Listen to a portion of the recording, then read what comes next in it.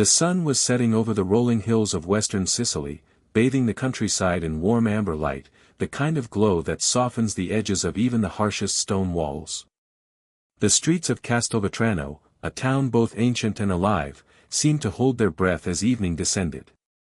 Children's laughter echoed faintly in narrow alleys, mingling with the distant bleating of goats returning home.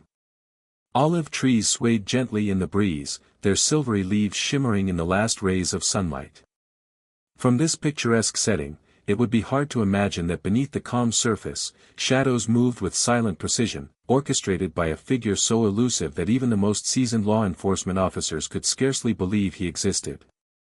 Matteo Messina Denaro was a man whose name carried weight beyond the borders of Sicily, a name whispered with fear, fascination, and sometimes awe. To outsiders, he was a phantom, a ghost who never appeared in public but whose influence spread through towns and villages like the roots of ancient trees. To those within the intricate world of the Sicilian Mafia, he was a force of nature, intelligent, ruthless, and extraordinarily patient. His life was a study in contrasts, the beauty of Sicilian landscapes against the darkness of organized crime, the ordinary rhythms of village life against the extraordinary strategies of a man who seemed to move in shadows. Even today, it is difficult to describe Matteo Messina Denaro without slipping into myth, because so much of his story is cloaked in mystery. He was not a man who sought public attention, yet the stories of his power became legendary. Tales of his cunning, his ability to avoid capture, and his ruthless efficiency circulated quietly among the townspeople. Some spoke of him with reverence, others with terror, and many with a mixture of both. And yet, despite decades of efforts to unearth him, he remained invisible to cameras, hidden from law enforcement, and almost entirely absent from the records that define most criminal biographies. To understand Matteo, one must first step lightly into the world he inhabited, a world where appearances were carefully managed, where loyalty was as valuable as currency, and where every decision could tip the balance between life and death. The streets he walked as a boy were the same streets where adults whispered cautionary tales about power and secrecy. He grew up in an environment where the rules were unwritten but understood, a place where family and tradition intertwined seamlessly with the shadowy networks of the Mafia. While other children played freely under the Sicilian sun, Matteo was already observing, calculating, learning the nuances of human behavior and the unspoken hierarchies that would later define his rise. His family, respected but deeply entwined with local criminal networks, provided him with both opportunity and education in the subtle art of influence. From an early age, Matteo displayed an unusual combination of intelligence and composure. He watched how men gained respect, how decisions were made quietly in back rooms, and how a well-timed word or gesture could shift alliances. Unlike many of his contemporaries, who relied on brute force or bold displays of power, Matteo seemed to understand that invisibility could be more potent than notoriety. He moved through his world like a shadow, absorbing information, noting weaknesses, and quietly building a network of loyalty and influence that would take decades to fully realize. Even as a young man, he exhibited a calm demeanor that belied the intensity of his ambitions. While others sought immediate recognition or indulged in reckless displays of violence, Matteo was patient. He understood that power, true power, required time, subtlety, and discretion. This patience became his defining trait, one that would serve him as he navigated the dangerous, ever-shifting terrain of Mafia politics. Observers would later note that he rarely raised his voice, rarely acted impulsively, and rarely left evidence behind, a style that earned him both admiration and fear. The towns of Sicily, with their sunlit piazzas and ancient cathedrals, often mask the currents running beneath. In the quiet cafes and family-run shops, conversations flowed easily, but only certain ears were attuned to the subtext, the warnings, and the coded messages embedded in casual remarks. Matteo's early years were spent learning to read these signs, to distinguish between friend and potential threat, and to anticipate moves that most could not even perceive. He internalized lessons that textbooks could never teach, the importance of discretion, the necessity of patience, and the subtle art of negotiation without ever seeming to negotiate. By the time he reached adulthood, Matteo had become more than a young man with ambition, He was a figure of quiet influence, someone whose decisions began to ripple outward, shaping events beyond his immediate surroundings. And yet, despite his growing power, he remained largely unseen. He understood, instinctively, that the greatest threat to a man like him was attention. Publicity invited scrutiny. Visibility invited enemies. In a world governed by secrets and silence, the ability to remain a ghost was itself a form of supremacy. The world outside Sicily barely noticed him at first. International media would not yet label him the Sicilian ghost, nor would the authorities across Europe recognize the full scale of his influence. But within the olive groves, narrow streets, and sun-soaked villages, the people who mattered were beginning to take note. Matteo Messina Denaro was quietly asserting himself as a figure who commanded respect and fear, all without stepping into the light.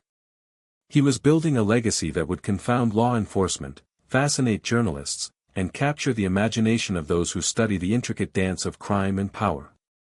And so, as the sun finally dipped below the horizon, casting the Sicilian landscape in the soft blues and purples of twilight, one could almost feel the presence of a shadow moving silently through the streets.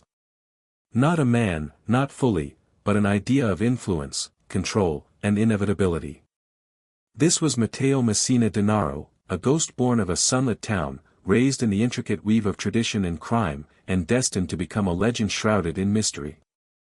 The calm beauty of Sicily that evening belied the storm of ambition, cunning, and danger that quietly grew in the heart of one boy who would one day become the most elusive don in modern history.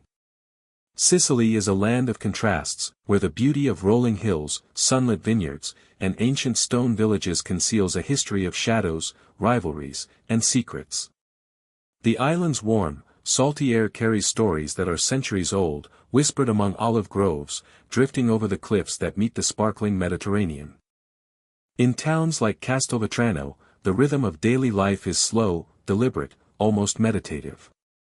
Women sweep the streets in the early morning, their voices mingling with the distant crowing of roosters, while men linger in cafes, sipping espresso and exchanging the small talk that often carries hidden meanings. It is here, in this seemingly peaceful and timeless setting, that Matteo Messina Denaro took his first breaths, and where the threads of his destiny quietly began to weave. The Sicily of Matteo's childhood was a place where family ties were everything.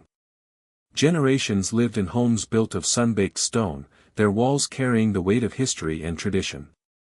The streets were narrow, winding like the threads of a complicated tapestry, and the plazas served as both social hub and stage for quiet observation. Children played beneath the shadows of church towers, oblivious to the subtle hierarchies that governed adult life. Yet even amidst laughter and games, the influence of the Mafia, Cosa Nostra, was never far from view. It was woven into daily life, sometimes invisible, sometimes so obvious that to ignore it would be dangerous. Here, loyalty and silence were more than virtues, they were survival. In Castelvetrano, Matteo learned early that appearances could be deceiving. A man's calm smile could hide deep ambition, and a casual gesture could carry hidden warnings.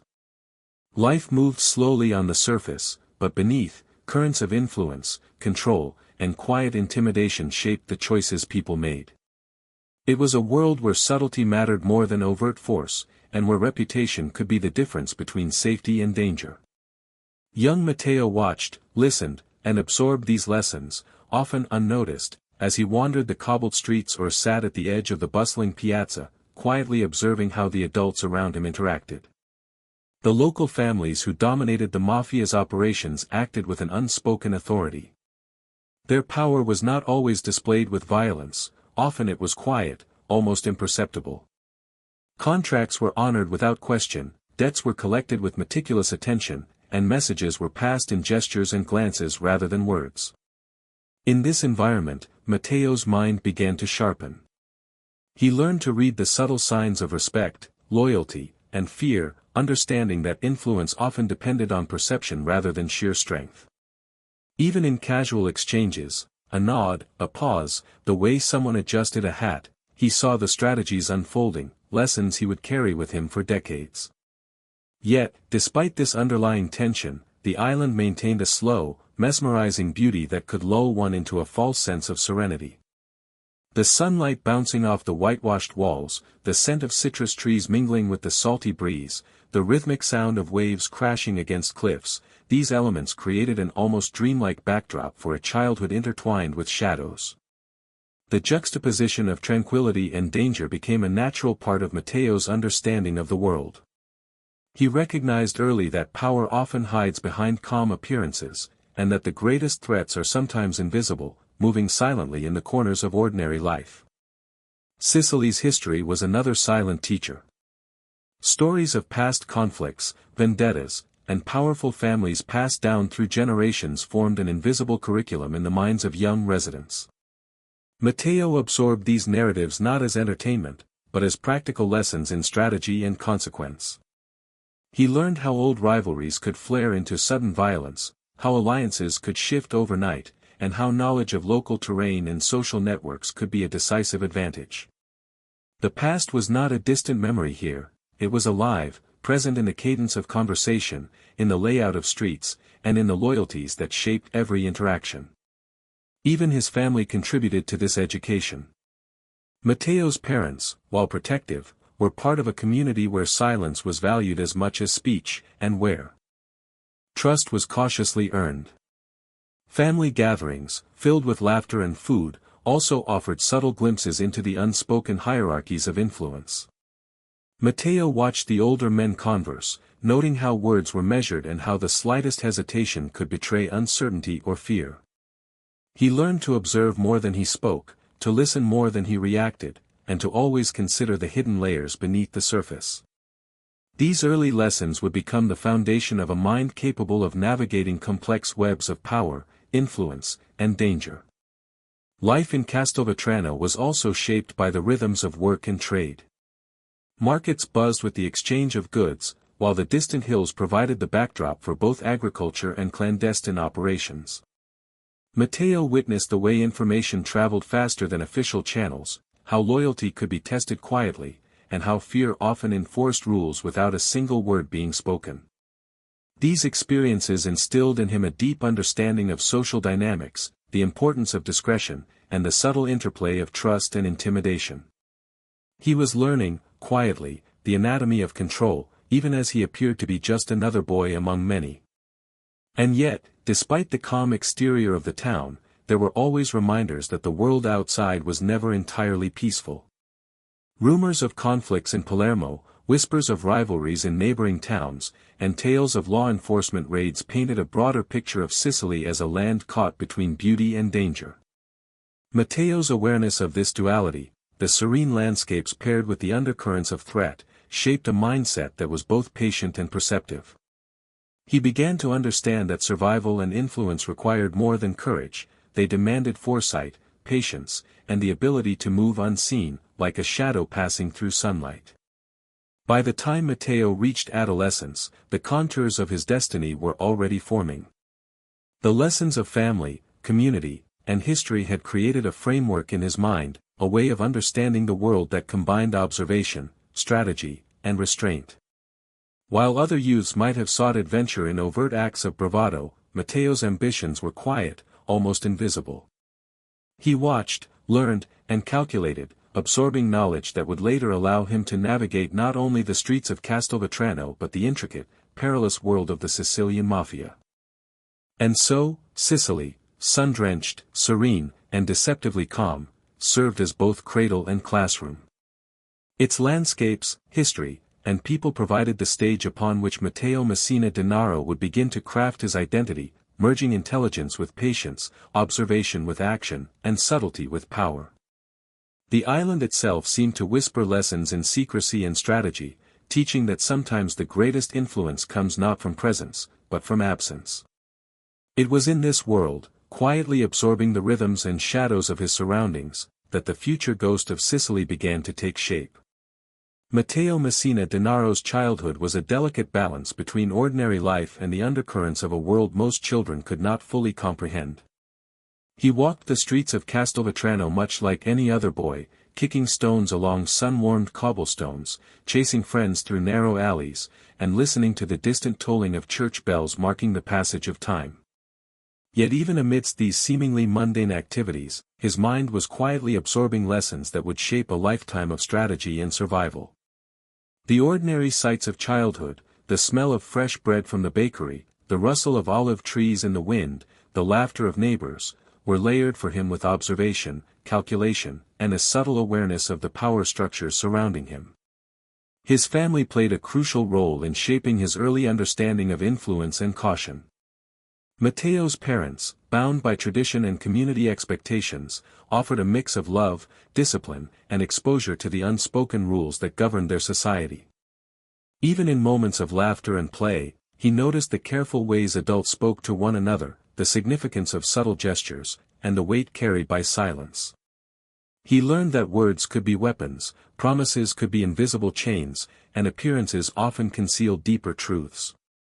These lessons were not formal, they were absorbed through watching, listening, and intuitively understanding the rhythm of life in a town where loyalty and secrecy were intertwined. From an early age, Matteo exhibited a remarkable composure that set him apart from his peers. While other children acted impulsively, he observed patiently, noticing patterns in behavior and the ways people reacted to stress, fear, or opportunity.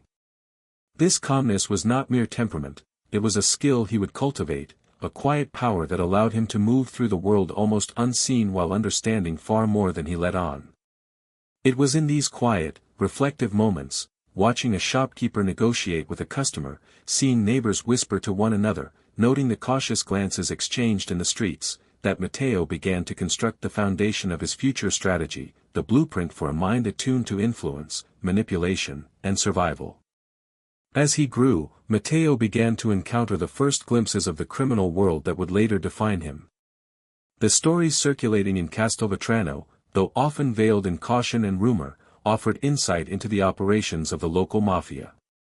Tales of power, revenge, loyalty, and betrayal filtered into his consciousness, painting a complex picture of a society governed not just by law, but by invisible codes of honor and retribution. Unlike the fantastical stories of adventure and heroism that enthralled other children, these narratives carried a weight of reality, teaching him early lessons about consequence, strategy, and the cost of ambition. Education, both formal and informal, played a subtle yet significant role in his development. In school, Matteo was observant and attentive, but rarely the center of attention. He listened as teachers spoke, not merely absorbing knowledge from textbooks, but noticing the dynamics among classmates, the hierarchies within the classroom, and the subtle ways authority could be exercised and challenged. Outside school, life offered a harsher, more nuanced curriculum. He learned from neighbors, from the whispers of adults, and from glimpses of clandestine activities that hinted at networks of influence beyond what children were typically allowed to see. This dual education, structured learning combined with streetwise observation, nurtured both intelligence and discretion. Friendships and social interactions were equally instructive. Matteo was careful in choosing companions, understanding instinctively that alliances in childhood, however small, could carry lessons about trust, loyalty, and influence. He observed how conflicts arose and resolved themselves, noting who wielded power through force, persuasion, or subtle manipulation. Even seemingly trivial games, like marbles or improvised competitions in the piazza, offered lessons in strategy, risk assessment, and psychological insight. Slowly, he was learning to read people, a skill that would become central to his ability to navigate the dangerous and complex world of the mafia. The duality of Matteo's childhood, playful yet observant, ordinary yet extraordinary, prepared him for the first steps into the world of crime. Early acts were small, almost imperceptible, minor thefts, experimenting with risk, testing boundaries. Each action was carefully measured, and each consequence carefully noted. It was not rebellion for its own sake, but a methodical exploration of limits, the first tangible exercises in strategy, risk management, and control. These early forays were never reckless, they were calculated, exploratory, and instructive, forming the roots of a mindset that would later enable him to operate in shadows that others could scarcely imagine. Even in these formative years, Matteo displayed a sense of observation that bordered on intuition. He could sense tension in a room before it erupted, recognize subtle alliances forming before they were acknowledged, and anticipate reactions to words or gestures before they occurred. Such abilities, though quietly honed in childhood, became indispensable as he entered adolescence and young adulthood, guiding him in both personal interactions and later, in navigating the treacherous networks of organized crime. Family stories, local legends, and the weight of history were never far from his consciousness. Sicily itself seemed to whisper lessons about power and consequence. Matteo absorbed the narratives of past conflicts, vendettas, and influential figures, internalizing both cautionary tales and examples of strategic brilliance. He began to understand that influence often came quietly, that visibility invited danger, and that patience, observation, and subtlety were often more effective than overt force. The duality of his environment, the serene, sunlit landscapes juxtaposed with an ever-present undercurrent of danger, taught him that life, like the island itself, is rarely what it seems at first glance. By the time Matteo reached his teenage years, it was clear that he was different from most of his peers. The combination of observation, patience, and innate intelligence created a quiet presence, one that others noticed without fully understanding. He had begun to cultivate a sense of self-discipline, emotional control, and strategic foresight that would become hallmarks of his later life. Even his early mistakes were instructive, carefully analyzed and used to refine his understanding of human behavior, consequence, and the interplay between risk and reward. In the gentle rhythm of Castelvetrano's streets, Matteo's mind was quietly assembling the tools he would later use to navigate a world of shadows. The ordinary moments of childhood, the games, the family gatherings, the walks through sun-drenched alleys, were intertwined with lessons in observation, discretion, and strategic thought. He was learning to balance patience with action, subtlety with decisiveness, and observation with intuition.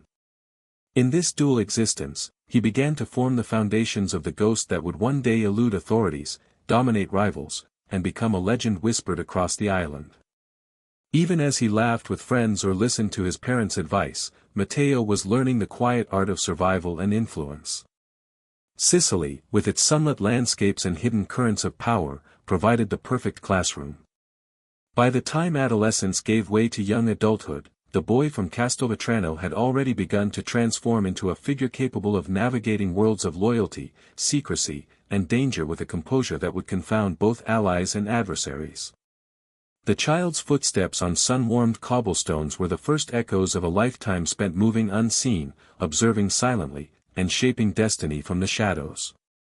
As Matteo Messina Denaro stepped from the quiet rhythms of childhood into the uncertain terrain of adolescence, the first deliberate choices of a future dawn began to reveal themselves. While most boys of his age remained content with school, sports, or the simple pleasures of summer afternoons, Matteo's curiosity extended into the subtle, often hidden patterns of human behavior and power. In the narrow streets of Castelvetrano, he began to explore boundaries in ways that were neither reckless nor random. Small acts, taking what he could from an unattended market stall, testing the reactions of shopkeepers, and observing the social consequences of minor mischief, became exercises in understanding risk, influence, and control. Each tiny transgression was calculated, each observation meticulously stored in a mind growing increasingly alert to the dynamics of cause and effect.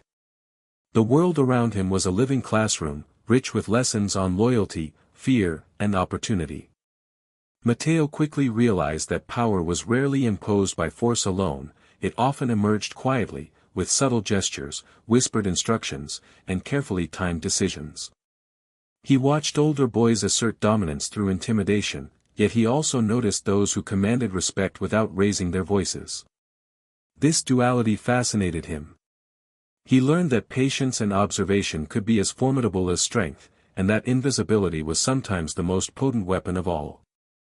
The streets, the cafes, and even the sun-dappled piazzas of his hometown became arenas in which he tested these principles, learning early that a well-timed word or an imperceptible nod could alter perceptions and outcomes in ways that brute force never could. By now, Matteo had begun to attract the attention of older figures in the town, men whose reputations carried weight and whose influence extended quietly but powerfully through the community. These men were the local arbiters of loyalty and order, respected and feared in equal measure. They recognized a rare combination in the boy, intelligence tempered by patience, curiosity balanced with discretion. He was never loud, never brash, but he observed, absorbed, and acted with subtle precision. These mentors, aware of the boy's potential, allowed him glimpses into the networks of the Mafia, introducing him to the coded language of loyalty, the hidden signals of trust, and the invisible rules governing influence. Matteo's first deliberate steps into organized crime were modest yet instructive. He engaged in petty thefts and small-scale extortion, not for reckless thrill, but as a means to understand cause, consequence, and human response. Each action was measured, each outcome carefully noted. He learned quickly which approaches yielded respect, which drew attention, and which could be ignored without consequence. The lessons were subtle but powerful. A reputation could be built quietly, influence could be expanded invisibly, and fear, when applied judiciously, could serve as a tool rather than a liability. In these formative experiences, he was already beginning to construct the blueprint of a life defined by strategy, subtlety, and the careful orchestration of events from the shadows. Even as Matteo moved closer to the orbit of local criminal figures, he retained a sense of composure and foresight that set him apart. While other adolescents might have been drawn to flamboyant displays of bravado or impulsive acts of aggression, Matteo's approach was deliberate. He understood the value of discretion and the dangers of visibility.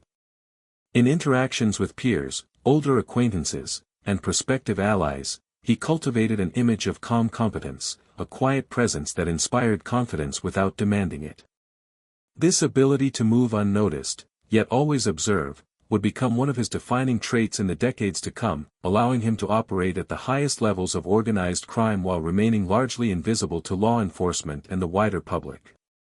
Matteo's early encounters with the criminal world were not merely about gaining experience, they were also about building networks, assessing loyalty, and understanding human psychology. He observed how men responded to authority, how alliances formed and dissolved, and how information could be wielded as power. He noted the importance of timing, patience, and subtle influence, recognizing that the most effective control often emerged not through visible dominance but through careful orchestration behind the scenes. These lessons, quietly absorbed in adolescence, laid the groundwork for his later ability to command complex operations while maintaining a cloak of secrecy. In parallel with these lessons in human behavior and power, Matteo's mind also sharpened through observation of the broader environment. He watched the town itself, its rhythms, its routines, and its vulnerabilities. He noted which streets were most trafficked, where conversations could be overheard, and how movement through the town could signal opportunity or risk. Even the seemingly mundane, the arrangement of markets, the timing of deliveries, the habits of townspeople, became part of his expanding mental map of influence. The ability to perceive patterns, anticipate reactions, and exploit subtle openings became a skill he refined with almost obsessive attention to detail. Yet, even amidst these early incursions into the world of crime, Matteo's moral compass remained fluid, shaped by necessity, observation, and opportunity rather than ideology. He understood early that actions had consequences, that power demanded careful management, and that survival often required choices that were morally ambiguous. These realizations, absorbed in the quiet shadows of adolescence, would later manifest in a calculated ruthlessness tempered by intelligence and patience. He was learning that survival and success in his world depended on a delicate balance, enough visibility to command respect, but enough invisibility to avoid the ever-watchful eyes of rivals and authorities. The lessons Matteo learned in these years were not confined to direct criminal activity. He also honed his understanding of influence through social dynamics, friendships, family interactions, and community observations. He learned to interpret gestures, inflections, and pauses, to gauge loyalty and predict behavior. Even small interactions, a whispered conversation on a sunlit terrace, a hesitant glance across a crowded piazza, were analyzed and catalogued. These experiences sharpened his intuition, fostering an ability to navigate complex human networks with an almost preternatural understanding. By the end of his teenage years, Matteo had transformed from an observant child into a young man already skilled in the subtle arts of strategy, discretion, and influence. His early forays into crime, combined with an acute awareness of social hierarchies, had given him a foundation that few could rival. While peers may have pursued recognition or notoriety, Matteo pursued understanding and control, quietly building the mental architecture that would later allow him to move with confidence and invisibility in the dangerous world of the Sicilian Mafia. Even as he walked the sun-dappled streets of Castelvetrano, playing the part of a normal adolescent, Matteo was already practicing the skills that would define his life: observation, patience, subtlety, and a careful management of perception. Each action, each decision, was a rehearsal for the future, a future in which he would command influence and respect, navigate perilous networks of loyalty and betrayal, and become the ghostly figure whose name would inspire fear and fascination for decades. The ordinary rhythms of adolescence, therefore, were anything but ordinary for Matteo Messina Denaro. They were the quiet, deliberate prelude to a life lived in shadows, where every movement, word, and glance carried weight and consequence. As Matteo Messina Denaro transitioned fully into adulthood, the patterns he had quietly observed and practiced in adolescence began to solidify into deliberate strategies of influence and control. The streets of Castelvetrano, once playgrounds for curiosity and experimentation, had become arenas in which the subtle architecture of power could be tested and refined. Matteo's reputation, still whispered and unseen by outsiders, began to take shape within the closely guarded circles of the Sicilian Mafia. Here, patience, discretion, and intelligence were more valuable than brute force, and Matteo had already mastered the art of moving unseen while understanding far more than those around him realized. His rise through the ranks was neither abrupt nor reckless; it was methodical, calculated, and often invisible. He observed the behaviors of senior figures, noted the strengths and weaknesses of potential allies and rivals, and developed a keen understanding of the social and operational hierarchies that structured mafia life. Meetings were watched closely, alliances tested subtly, and loyalty gauged with precision. Matteo understood that true power required more than action; it required perception. To those he interacted with, he appeared calm, composed, even deferential at times, yet beneath this exterior was a mind quietly mapping influence, measuring risk, and calculating opportunity with meticulous care. One of Matteo's defining qualities during this period was his ability to combine charm with intimidation. He cultivated relationships not through aggression alone, but through a nuanced understanding of human desire and fear. Allies were nurtured gently, made to feel both needed and respected, while adversaries were observed carefully, their weaknesses catalogued and stored for the right moment. It was a balancing act, a dance between influence and control, and Matteo performed it with a patience that became a hallmark of his rise. Unlike many who sought rapid notoriety, he understood the value of longevity and the subtle, almost invisible, accumulation of power over time. At the same time, Matteo's early exposure to the operational intricacies of organized crime provided him with a rare insight into logistics, finance, and strategy. He began to oversee small operations with careful attention, testing his ability to manage people, resources, and information without attracting undue attention.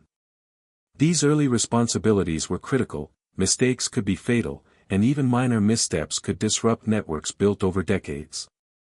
Yet Matteo's careful, almost surgical approach allowed him to excel, earning trust and respect while remaining largely unseen by law enforcement and rival factions alike.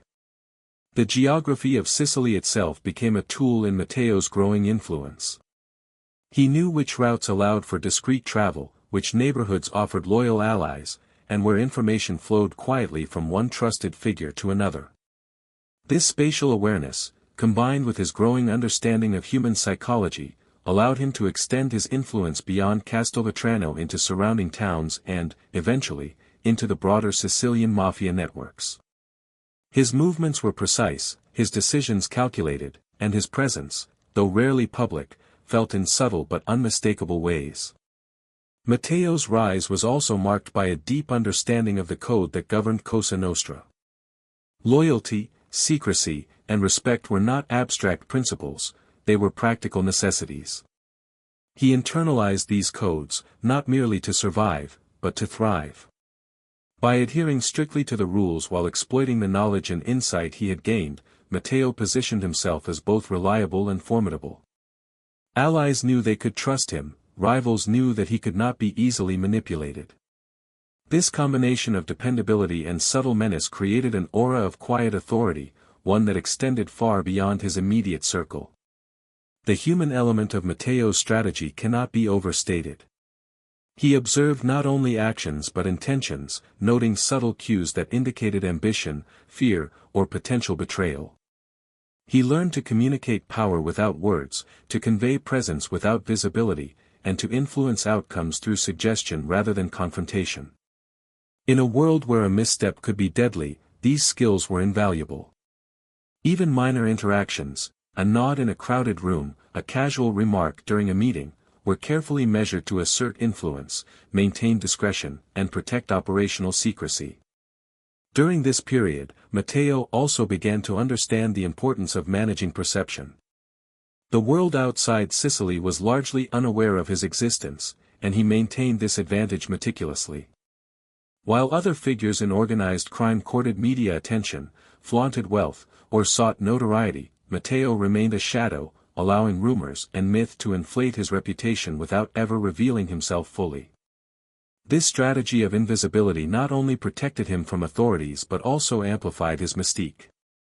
He became, in effect, both present and absent, an invisible hand guiding events and shaping alliances without ever stepping into the light.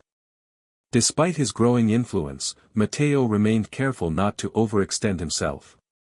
Patience was central to his approach. He understood that ambition without preparation or foresight could be fatal. He allowed others to act impulsively, to reveal weaknesses, and to expose themselves to risk, while he observed, calculated, and waited for the right moments to act. This approach earned him a reputation for calm decisiveness and strategic brilliance. To those around him, it seemed as though Matteo anticipated events before they unfolded, a perception that further reinforced both fear and respect. The quiet mastery of operational networks, human psychology, and social perception allowed Matteo to consolidate power within the Sicilian Mafia without attracting unnecessary attention. Small victories were leveraged into larger influence, careful alliances strengthened his position, and calculated patience allowed him to avoid conflicts that might threaten his ascent. Over time, his presence, though rarely seen, became indispensable. Others recognized that he was not merely a participant in the network but a force shaping its structure and direction. By the time Matteo reached his early 30s, he had transformed from an observant, calculating youth into a figure of authority within the Mafia. His rise through the ranks was not marked by spectacle or headline-grabbing acts but by the quiet accumulation of respect, fear, and influence. He had mastered the balance between visibility and invisibility, patience and decisiveness, observation and action. In the shadows of Sicily, Matteo Messina Denaro had become a figure whose presence was felt far more than it was seen, a ghost whose influence extended across towns, families, and networks, quietly shaping the course of events in ways that few could perceive or challenge. And so, the young man who had walked the sun-warmed streets of Castelvetrano as a boy, observing, calculating, and learning, now commanded a level of influence few could rival. He moved through the Sicilian landscape with purpose, his every decision carefully measured, his every interaction layered with strategy. By mastering patience, observation, and subtlety, Matteo Messina Denaro had established himself not merely as a participant in the world of organized crime, but as a rising architect of power, quietly preparing for a legacy that would confound authorities, fascinate journalists, and cement his place in history as the ghost of Sicily. As Matteo Messina Denaro solidified his position within the Sicilian Mafia, the first serious acts of criminal enterprise began to define his reputation.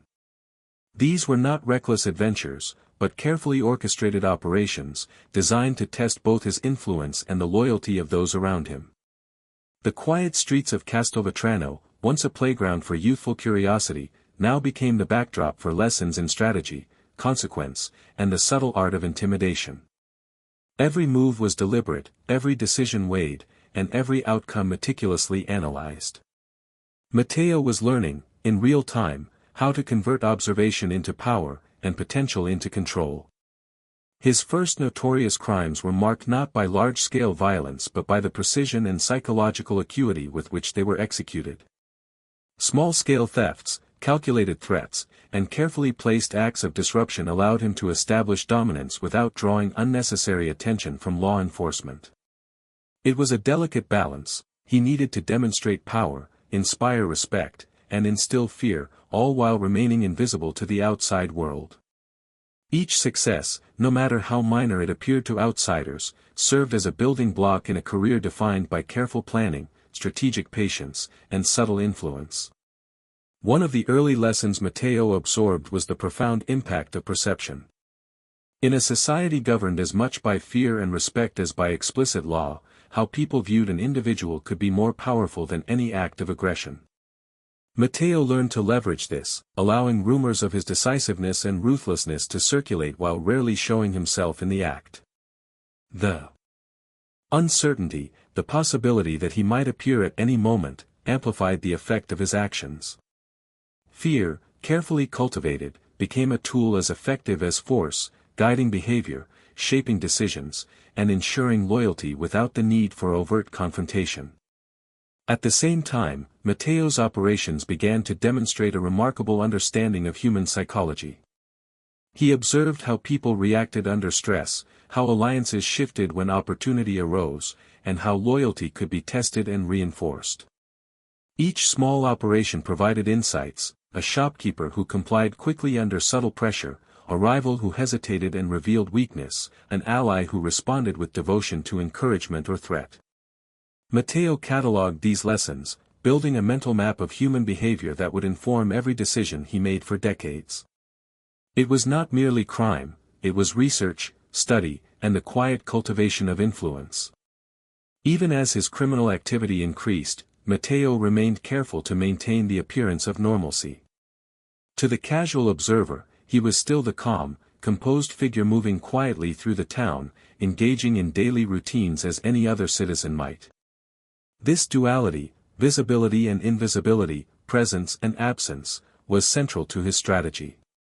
By blending seamlessly into everyday life, he avoided drawing attention while allowing the shadow of his reputation to grow organically. People began to speak of him in hushed tones, curious and cautious, aware that his actions could ripple outward in unexpected ways. He was becoming a legend in small increments, a ghost whose presence could be felt without ever being seen. The consequences of these early crimes extended beyond immediate results. Each successful operation strengthened Matteo's credibility within the Mafia, earning him trust and positioning him as a capable, reliable figure. He was proving that he could handle responsibility, anticipate complications, and maintain composure under pressure. These traits distinguished him from contemporaries who relied on impulsive aggression or flashy displays of power.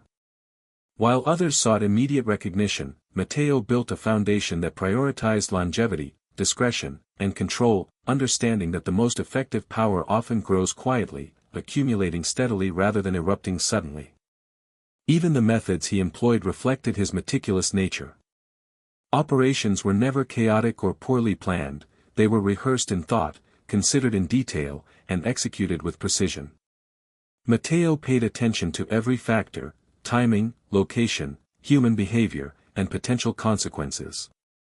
By thinking several steps ahead, he ensured that the outcomes worked in his favor, often without overt conflict. Subtle intimidation, careful manipulation, and the strategic use of loyalty and fear allowed him to achieve objectives efficiently, while reinforcing his reputation as a figure who could control outcomes without unnecessary exposure or risk. Matteo's rise through these early criminal enterprises also highlighted his understanding of hierarchy and organizational dynamics. He recognized that influence could be amplified by the loyalty of others and that his effectiveness depended on the careful management of relationships. Allies were cultivated, guided, and tested. Rivals were observed, assessed, and allowed to reveal their strengths and weaknesses.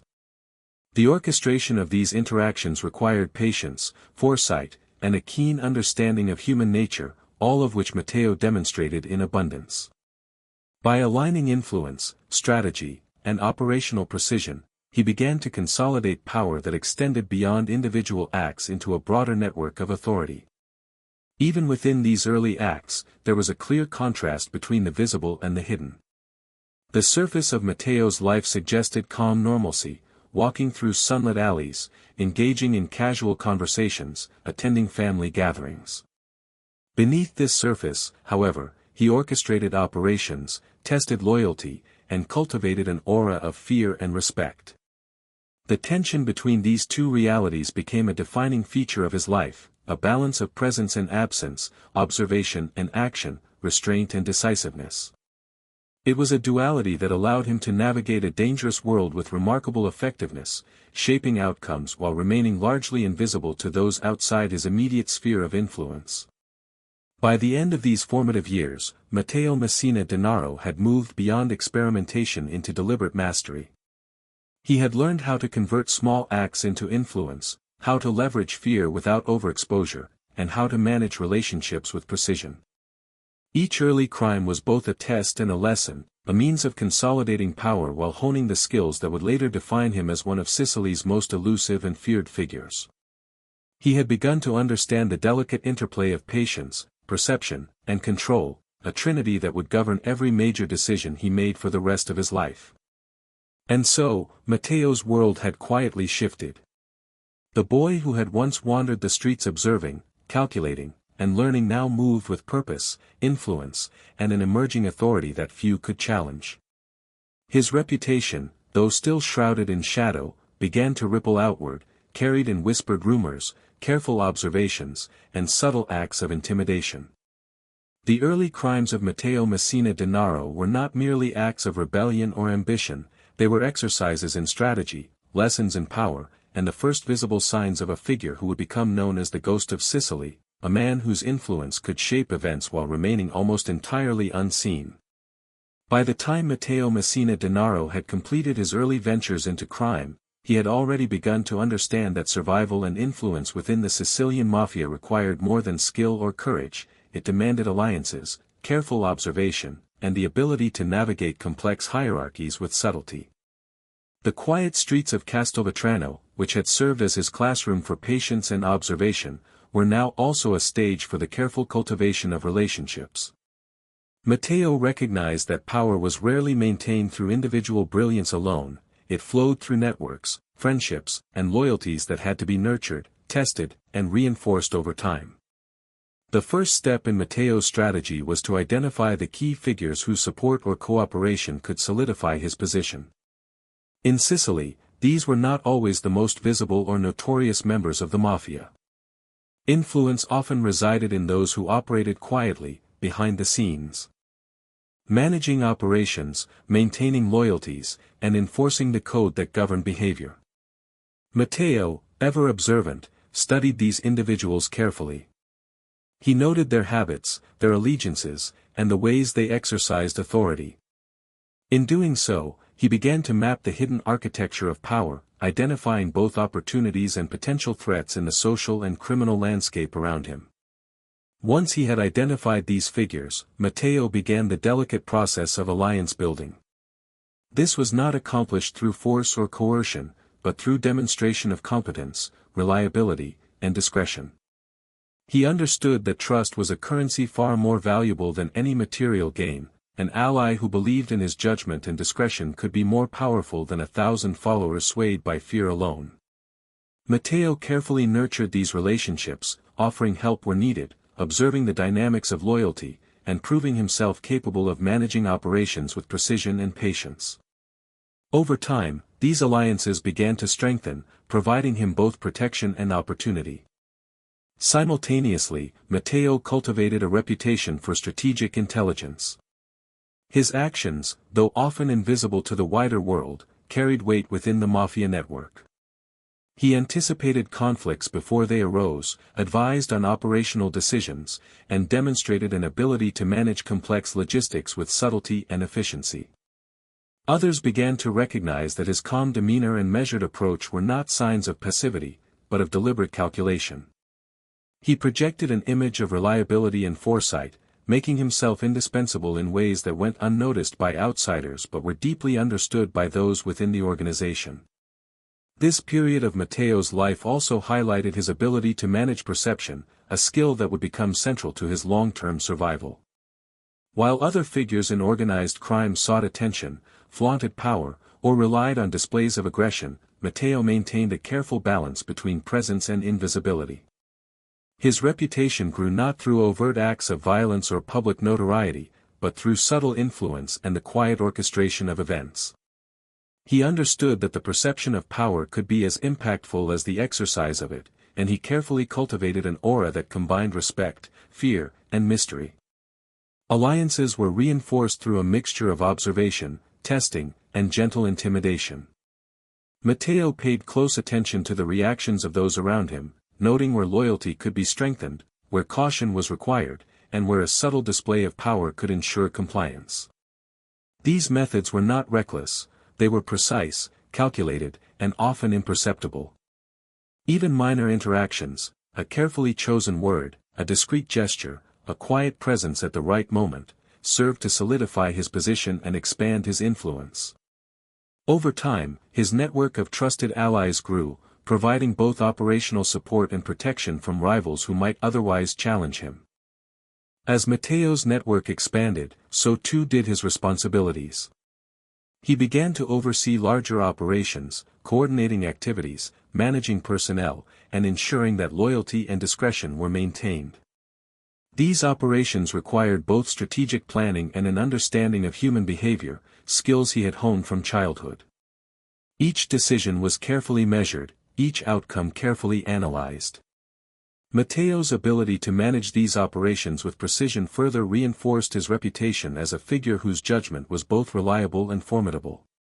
This phase of his life also revealed his understanding of patience as a tool of power.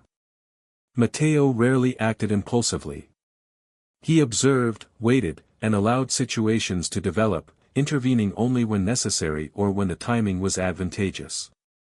This patience, combined with his strategic foresight, allowed him to consolidate influence without exposing himself to unnecessary risk.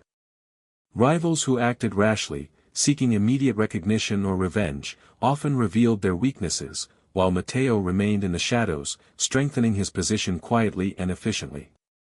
In addition to strategic alliances, Matteo began to cultivate an understanding of broader networks within the Mafia, extending beyond Castelvetrano into surrounding towns and eventually into larger Sicilian networks. He recognized that influence could not be contained within a single locality. The ability to navigate multiple factions, anticipate rivalries, and coordinate complex operations across distances was essential.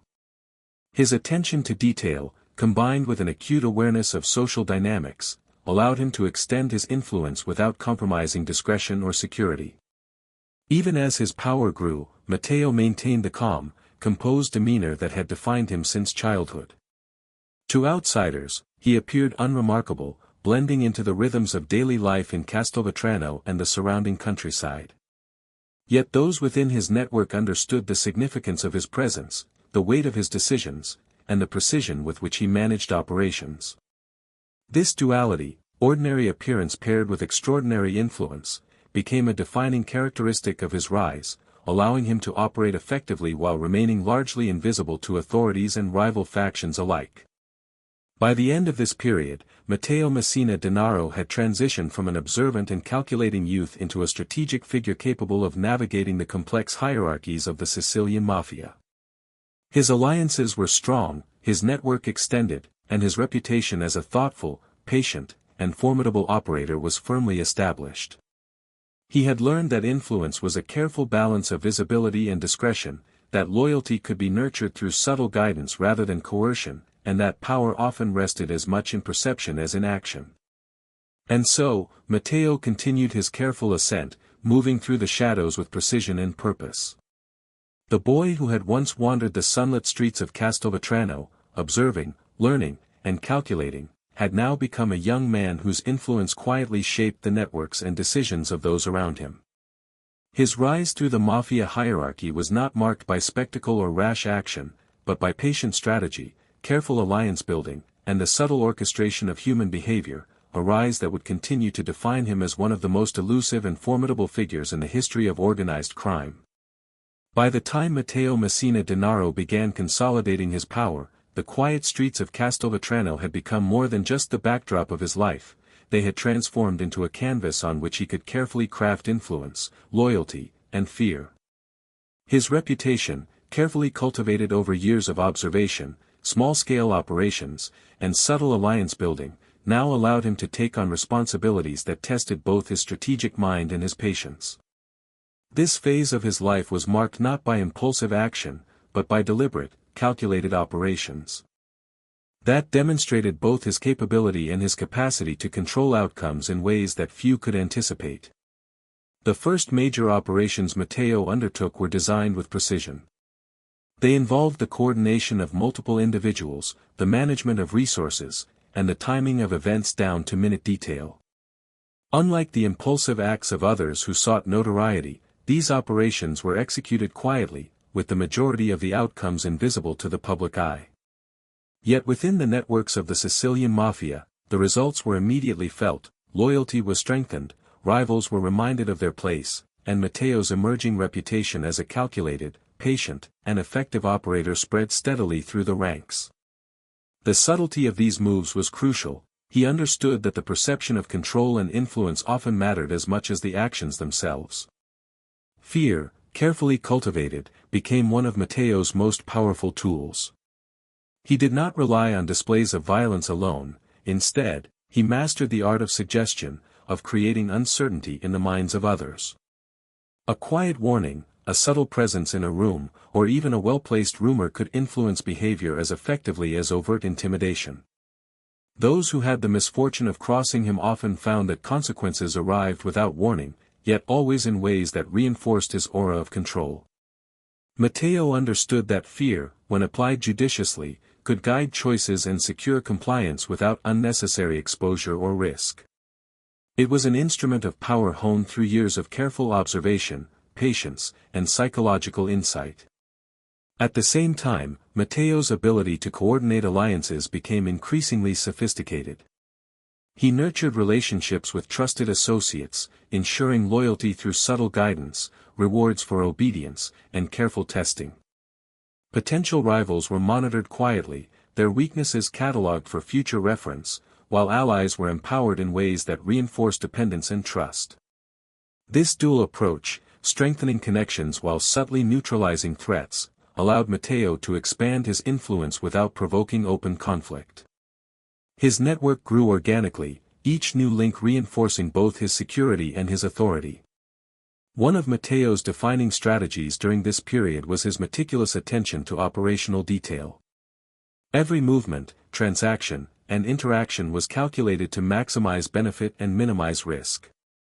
He studied the behavior of associates, rivals, and even law enforcement, anticipating responses and preparing contingencies. Operations were rehearsed mentally, and outcomes were analyzed after the fact to refine future strategy. This methodical approach ensured that he remained several steps ahead of both adversaries and allies, quietly orchestrating events while maintaining a facade of calm detachment. Despite the growing scale of his influence, Matteo remained remarkably discreet. Unlike other figures in organized crime who sought visibility to reinforce their power, he moved through society largely unnoticed by those outside his immediate circle. This invisibility amplified his mystique and allowed him to manipulate perception to his advantage. Stories of his intelligence, decisiveness, and ruthlessness spread quietly, carried by those who had witnessed his methods firsthand or heard whispered accounts from trusted sources. By allowing rumor and myth to grow around him, Matteo extended his reach far beyond what could be accomplished by direct action alone. Matteo's consolidation of power also highlighted his understanding of patience as a strategic asset. He recognized that premature action or unnecessary confrontation could undermine influence, disrupt alliances, and expose vulnerabilities. Instead, he allowed situations to unfold, gathering intelligence, observing reactions, and waiting for the most advantageous moments to intervene. This patient approach enabled him to exploit opportunities while avoiding risks that less disciplined figures might overlook. In a world governed by secrecy, loyalty, and fear, the ability to wait calmly, analyze thoroughly, and act decisively was a rare and formidable skill. By this time, Matteo had also begun to master the broader networks of the Sicilian Mafia, extending his influence beyond Castelvetrano into neighboring towns and ultimately into larger Sicilian operations. He understood that true power required an understanding of multiple factions, their relationships, and the subtle currents of rivalry and loyalty that flowed between them. His operations were carefully planned to reinforce his position within these networks, ensuring that allies were supported, rivals were neutralized or monitored, and influence was extended without unnecessary exposure. Each successful operation further cemented his reputation as a figure whose reach was both extensive and discreet. Throughout this period, Matteo's ability to maintain duality, visible calm and invisible influence, remained central to his strategy. To casual observers, he was a composed, ordinary figure, walking the streets, engaging in everyday routines, and appearing almost unremarkable. Yet within the criminal networks, his decisions, presence, and strategic interventions carried extraordinary weight. He became a figure whose authority was felt far more than it was seen, whose influence extended across networks without ever requiring public display. The ghost of Sicily was beginning to take shape, a man whose power was measured not in spectacle but in subtle control. Even as Matteo grew in power, he continued to refine the tools that had brought him this far. Observation remained paramount, every interaction, every reaction, and every shift in loyalty was noted and analyzed. Strategic alliances were maintained with care, fear was calibrated to achieve maximum effect without unnecessary exposure, and operations were executed with precision. By combining patience, foresight, and psychological insight, Matteo was able to navigate the treacherous world of the Mafia with a calm, measured approach that few could match. Each step in this consolidation phase was deliberate, reinforcing both his influence and the perception of his inevitability within the network. By the end of this phase, Matteo Messina Denaro had transformed from a calculated rising figure into a commanding presence within the Sicilian Mafia, feared, respected, and largely invisible to those outside the inner circles. His mastery of strategy, patience, alliances, and psychological manipulation allowed him to consolidate power quietly, building a reputation that would follow him for decades. The foundations of the ghostly figure who would elude authorities for 30 years were now firmly in place, shaped by years of observation, careful action, and the subtle orchestration of loyalty, fear, and influence. As Matteo Messina Denaro's influence spread across Sicily, the quiet streets of his youth had become the foundation of a vast and carefully orchestrated network of loyalty, fear, and power. The small boy who once wandered the sun-warmed alleys of Castelvetrano, observing the nuances of human behavior, had grown into a man whose reputation was whispered across towns, feared in the shadows, and respected even by rivals. This was the phase in which the legend of the Sicilian ghost began to take shape, a figure whose presence was felt everywhere, yet whose face remained largely unseen by the public and law enforcement alike. Matteo's ascent to the peak of influence was not marked by flamboyance or dramatic acts for public attention. It was a silent accumulation of power, carefully calibrated and precisely executed. He extended his reach by forging strategic alliances with key figures in multiple regions, aligning himself with those who controlled resources, personnel, and crucial information channels. These alliances were often invisible to outsiders, yet they created a web of influence that allowed Matteo to exert authority across Sicily without drawing unnecessary attention. Through these relationships, he ensured loyalty, minimized risk, and reinforced the perception that his power was both inevitable and unassailable. Central to this period of Matteo's rise was his mastery of psychological influence. He understood the human mind as few others did, using fear, respect, and subtle suggestion to guide behavior. A quiet look, a whispered warning, or the sudden withdrawal of support could achieve more than a violent confrontation ever could. Allies learned to act in alignment with his objectives without needing explicit instructions, and rivals hesitated, uncertain of the consequences of defiance. Matteo had cultivated a reputation not just for action, but for anticipation, a seeming ability to foresee outcomes and orchestrate events with almost preternatural foresight. At the same time, Matteo's operational acumen reached new heights. The small-scale crimes of his early years had evolved into coordinated operations involving multiple actors, extensive planning, and the careful management of logistics. He could oversee complex undertakings without ever exposing himself directly, using intermediaries and trusted associates to execute tasks while retaining full control of the strategic picture. This approach allowed him to expand influence without attracting the attention of law enforcement, reinforcing both his invisibility and the sense of omnipresence that made him the ghost. The myth surrounding Matteo Messina Denaro was carefully nurtured, intentionally or otherwise, through the combination of invisibility and strategic action. Rumors of his ruthlessness and intelligence spread faster than verified facts, creating an aura of mystique and fear that amplified his influence far beyond what he needed to accomplish with direct action. People began to treat him not only as a powerful figure within the Mafia but as a presence whose decisions and interventions could shape outcomes in ways that were unpredictable yet inevitable. Even the suggestion of his involvement in a situation could guide behavior, demonstrating the extraordinary power of perception in consolidating authority. Matteo's approach to consolidation relied heavily on patience and timing. Unlike others who sought immediate rewards or recognition, he allowed situations to unfold, gathering intelligence and observing reactions before making decisive moves. Rivals often revealed weaknesses through rash action, while allies reinforced their loyalty through subtle encouragement. By the time Matteo intervened directly, the outcome was almost always favorable, reinforcing his reputation for foresight, precision, and strategic mastery. This patience, combined with his understanding of human behavior, allowed him to maintain control over increasingly complex networks without overextending or drawing unnecessary scrutiny. During this phase, Matteo also demonstrated an extraordinary ability to manage information. He ensured that critical knowledge flowed only to those who needed it, while limiting exposure to potential threats or law enforcement. The careful orchestration of information allowed him to control both perception and action, guiding decisions without ever revealing the full scope of his power. This approach reinforced loyalty, instilled caution in rivals, and maintained his elusive status, an invisible hand shaping events across Sicily while remaining largely imperceptible to outsiders.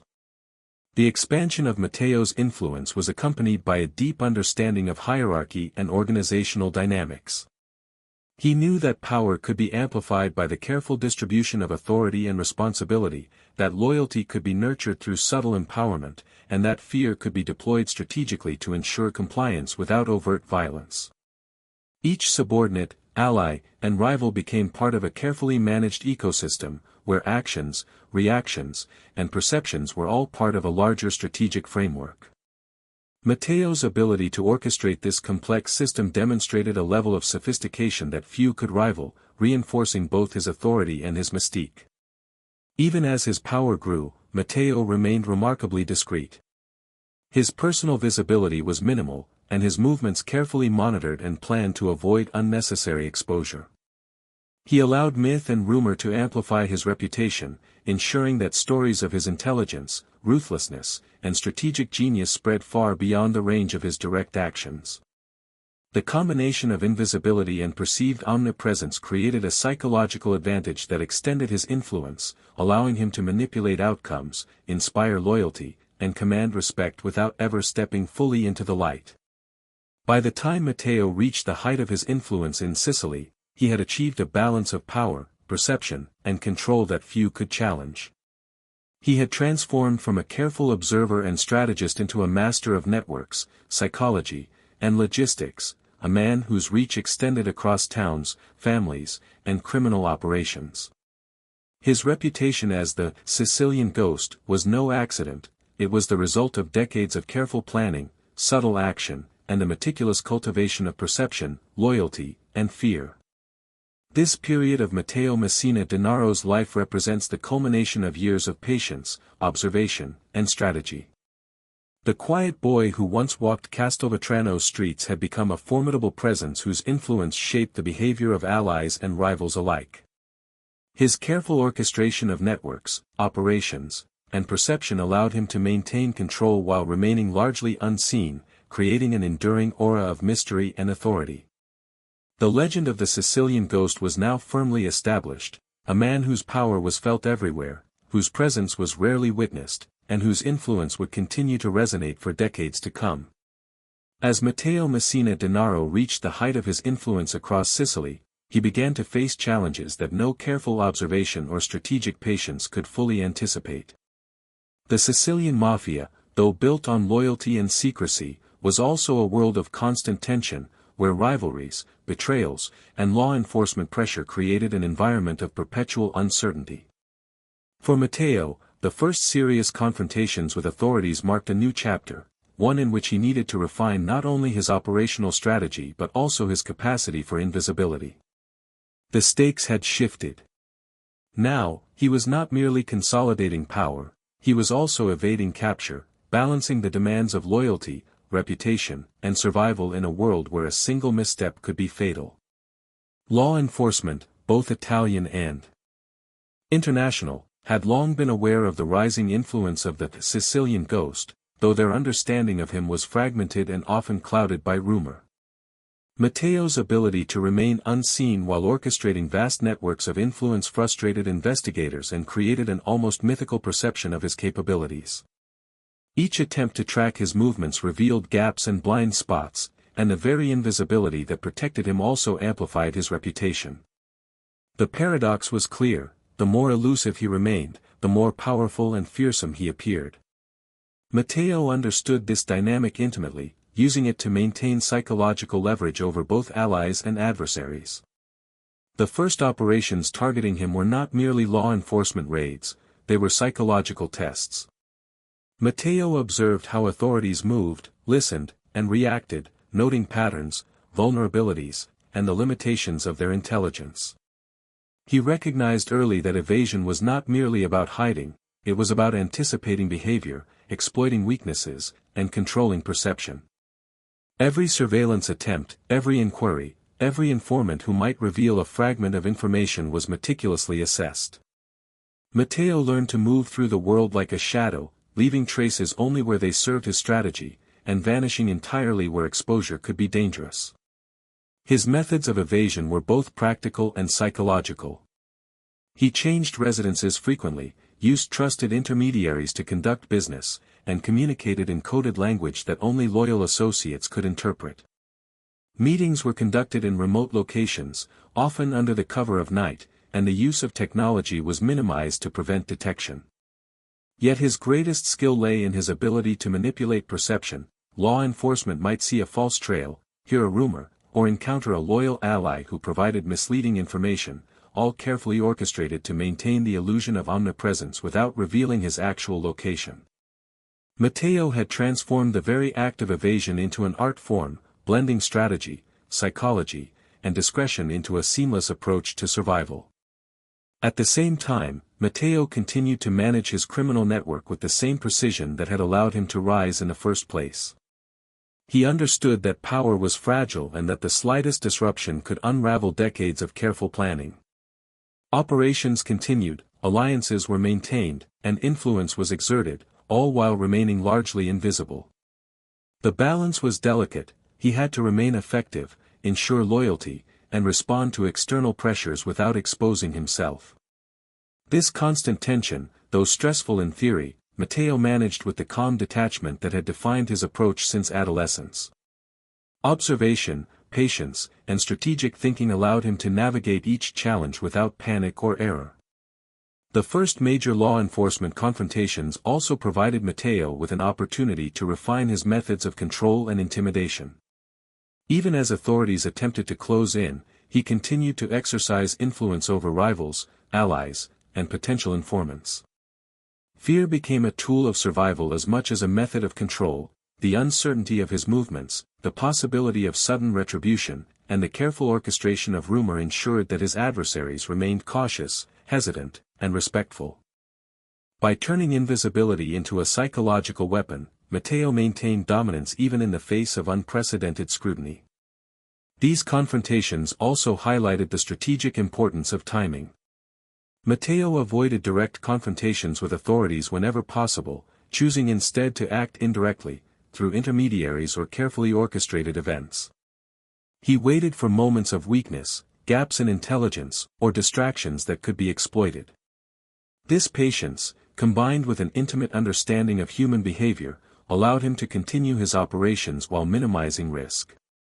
Every movement, every decision, every interaction was measured against the potential consequences, reinforcing the image of a man whose foresight seemed almost preternatural. Despite the pressure, Matteo's public invisibility remained nearly absolute.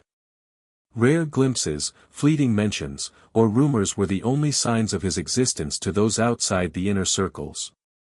Yet these minimal traces were amplified by the mythos he had cultivated over decades, the idea of a figure who could orchestrate massive operations, maintain loyalty, evade authorities, and strike with precision, all while remaining largely unseen. The Sicilian ghost was not merely a criminal, he had become a legend, a psychological presence whose power extended far beyond the tangible acts he performed. Even as he refined his evasion tactics, Matteo continued to expand his influence, taking care not to overreach. He understood that the balance between operational control and invisibility was delicate. Too much visibility could expose him to law enforcement or rival factions, too little could undermine trust and coordination within his network. Every step, therefore, was deliberate, calculated, and executed with the utmost discretion. Allies were guided subtly, rivals were monitored, and operations continued with precision, all under the veil of a man who remained largely a ghost to the outside world. This period of Matteo's life also marked a transformation in his personal philosophy. He no longer needed to prove himself through direct action or displays of force. Instead, power became a function of strategy, patience, and perception. The ability to remain unseen, yet influence outcomes, had become the ultimate measure of control. Even in moments of tension with law enforcement, Matteo's calm, measured approach ensured that he could adapt, evade, and maintain his network with minimal disruption. By the end of this phase, Matteo Messina Denaro had perfected a delicate balance of influence, fear, and invisibility. The challenges posed by law enforcement, rival factions, and the complexities of managing a vast network of operations had been met not through brute force, but through intelligence, patience, and strategic mastery. He had become not only a master criminal but a master of perception, transforming himself into the ghostly figure whose legend would endure for decades. The Sicilian streets whispered his name in fear and respect, yet his true presence remained almost entirely hidden, a shadowy architect of power, strategy, and survival. As Matteo Messina Denaro continued to evade authorities and consolidate his power within Sicily, his influence quietly extended beyond the island, weaving into broader criminal networks across Italy and even internationally. By this point, his operations were no longer confined to the familiar streets of Castelvetrano or the surrounding towns, they had grown into a complex web of activity that spanned regions, involved multiple families, and touched the shadows of European and global organized crime. Yet, even as his reach expanded, Matteo maintained the core principles that had guided his ascent: patience, discretion, and meticulous attention to human behavior.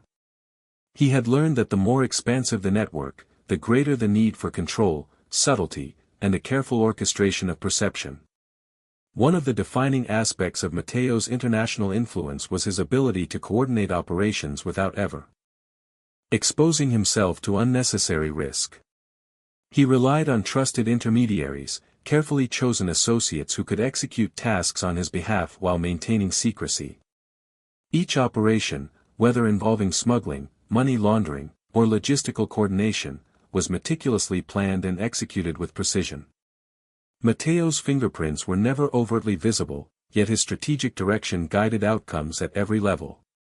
By the time law enforcement tried to trace activities across borders, they often found only fragments, dead ends, and the lingering presence of a man who seemed always one step ahead.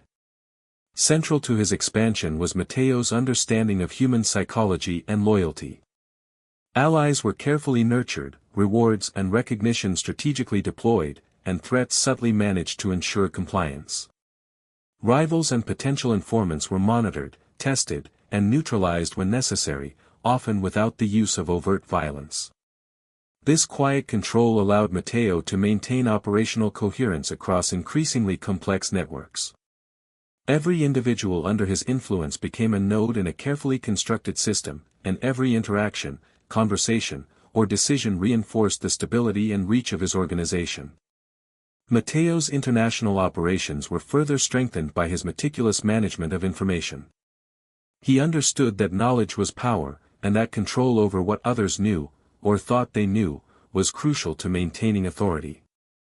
Coded communication, discreet intermediaries, and selective disclosure ensured that sensitive information flowed only to those who needed it. Even within his closest circles, he retained ultimate control over the strategic picture, allowing him to anticipate moves, mitigate risks, and maintain a psychological advantage over both allies and adversaries. In this way, he transformed invisibility into a tool not only of survival but of absolute strategic mastery. The expansion of his influence also highlighted Matteo's mastery of fear as an instrument of control. Those who had experienced his subtle intimidation firsthand understood the consequences of crossing him, those who had only heard the rumors understood the power of uncertainty. Matteo leveraged this duality expertly, ensuring that the perception of his reach was as potent as the reality. Allies acted with initiative yet remained guided by the knowledge that missteps could carry unseen repercussions. Rivals hesitated, often paralyzed by uncertainty, while law enforcement struggled to predict his movements or gauge the true extent of his power. Fear, carefully cultivated and strategically deployed, had become a silent but omnipresent tool of control. During this period, Matteo also demonstrated an extraordinary ability to manage risk while expanding operations. Each new venture, whether in Sicily or abroad, was subjected to meticulous analysis, with contingencies and escape routes carefully considered. He minimized exposure by delegating operational execution to trusted associates and intermediaries, allowing him to remain largely invisible while retaining absolute strategic control. The sophistication of this approach ensured that his network could grow without unnecessary vulnerability, reinforcing both his power and his mystique. As his operations expanded internationally, Matteo's reputation continued to grow, fed by a combination of real achievements and the mythos that had long surrounded him. Stories of his intelligence, ruthlessness, and strategic foresight spread quietly yet widely, creating an aura of inevitability and invincibility. Even without public appearances, he became a figure whose influence could shape events across regions, countries, and criminal networks. The legend of the Sicilian ghost was now both a practical reality and a psychological weapon, extending his reach far beyond what could be measured by direct action alone.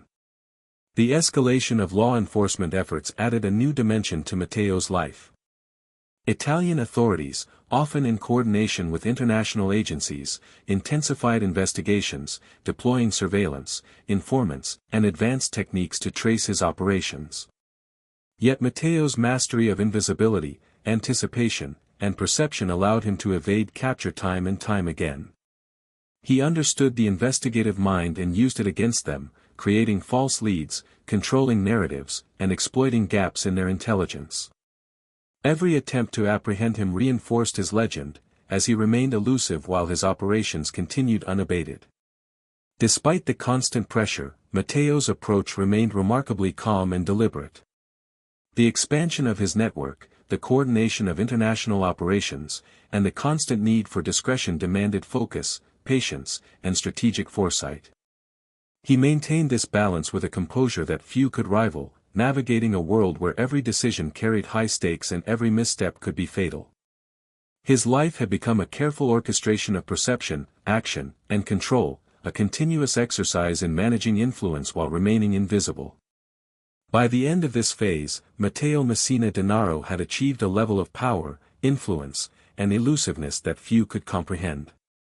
He had transformed from a careful observer and strategist into a master of networks, perception, and psychological control, extending his reach across Sicily, Italy, and beyond. Law enforcement, rivals, and even allies were all subject to the subtle currents of his influence, yet few ever saw him directly. The Sicilian ghost had become more than a moniker, it was an embodiment of his mastery, a symbol of the combination of patience, intelligence, and invisibility that defined his life. Matteo's growing international influence, combined with his relentless evasion and strategic expansion, marked a critical stage in his life. He was no longer simply a rising figure within the Sicilian Mafia, he had become a central architect of power, a figure whose influence could alter outcomes without direct intervention. Through the careful orchestration of alliances, operations, and perception, Matteo had solidified his position as one of the most elusive, feared, and respected figures in organized crime history, a ghostly presence whose legend would endure long after his immediate actions had faded from view. By the time Matteo Messina Denaro had firmly established his international influence, law enforcement efforts to capture him had intensified dramatically.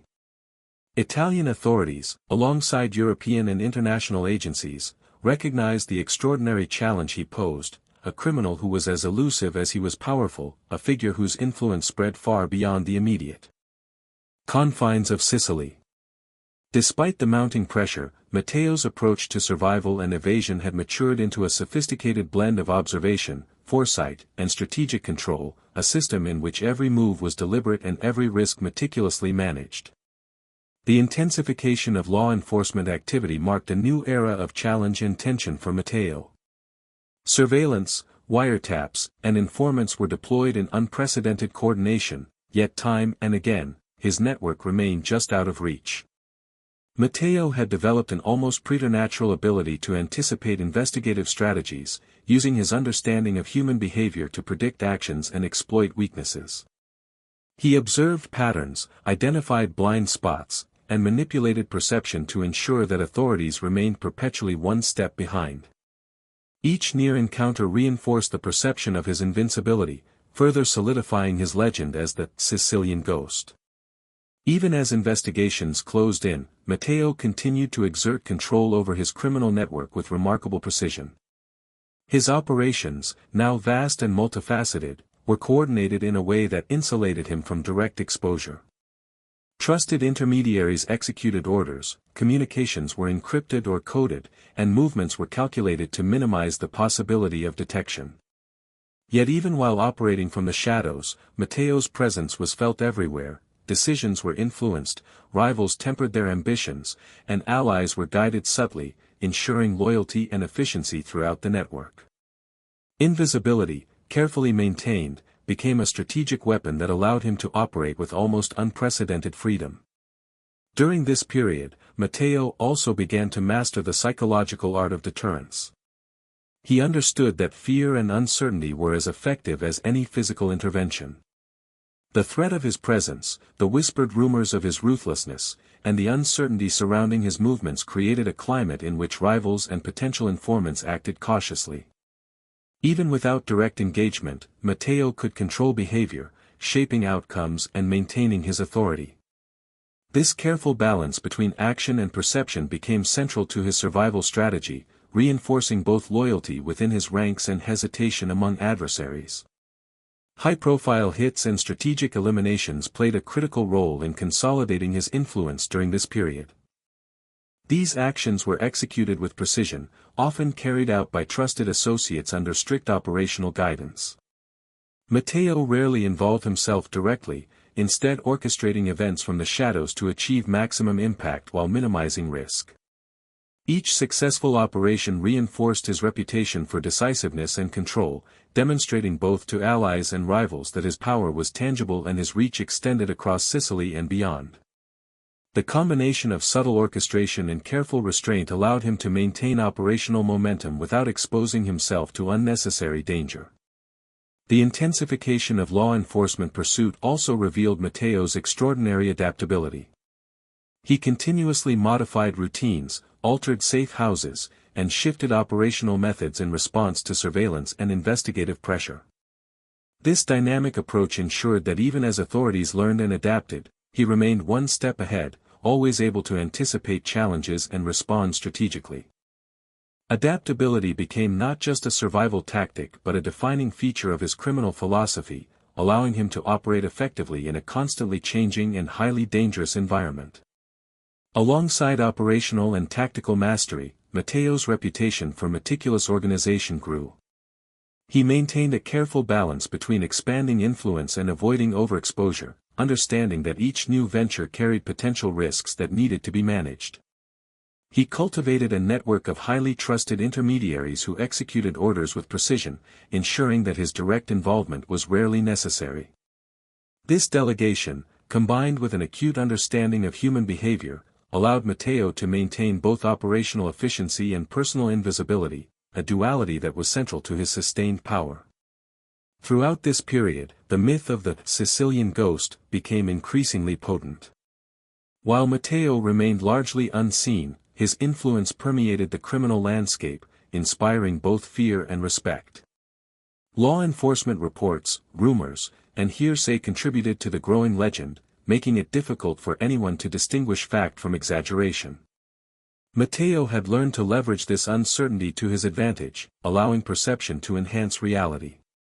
The combination of careful operational control, psychological insight, and strategic invisibility created an aura that was as formidable as it was intangible, reinforcing his dominance in ways that extended far beyond immediate actions.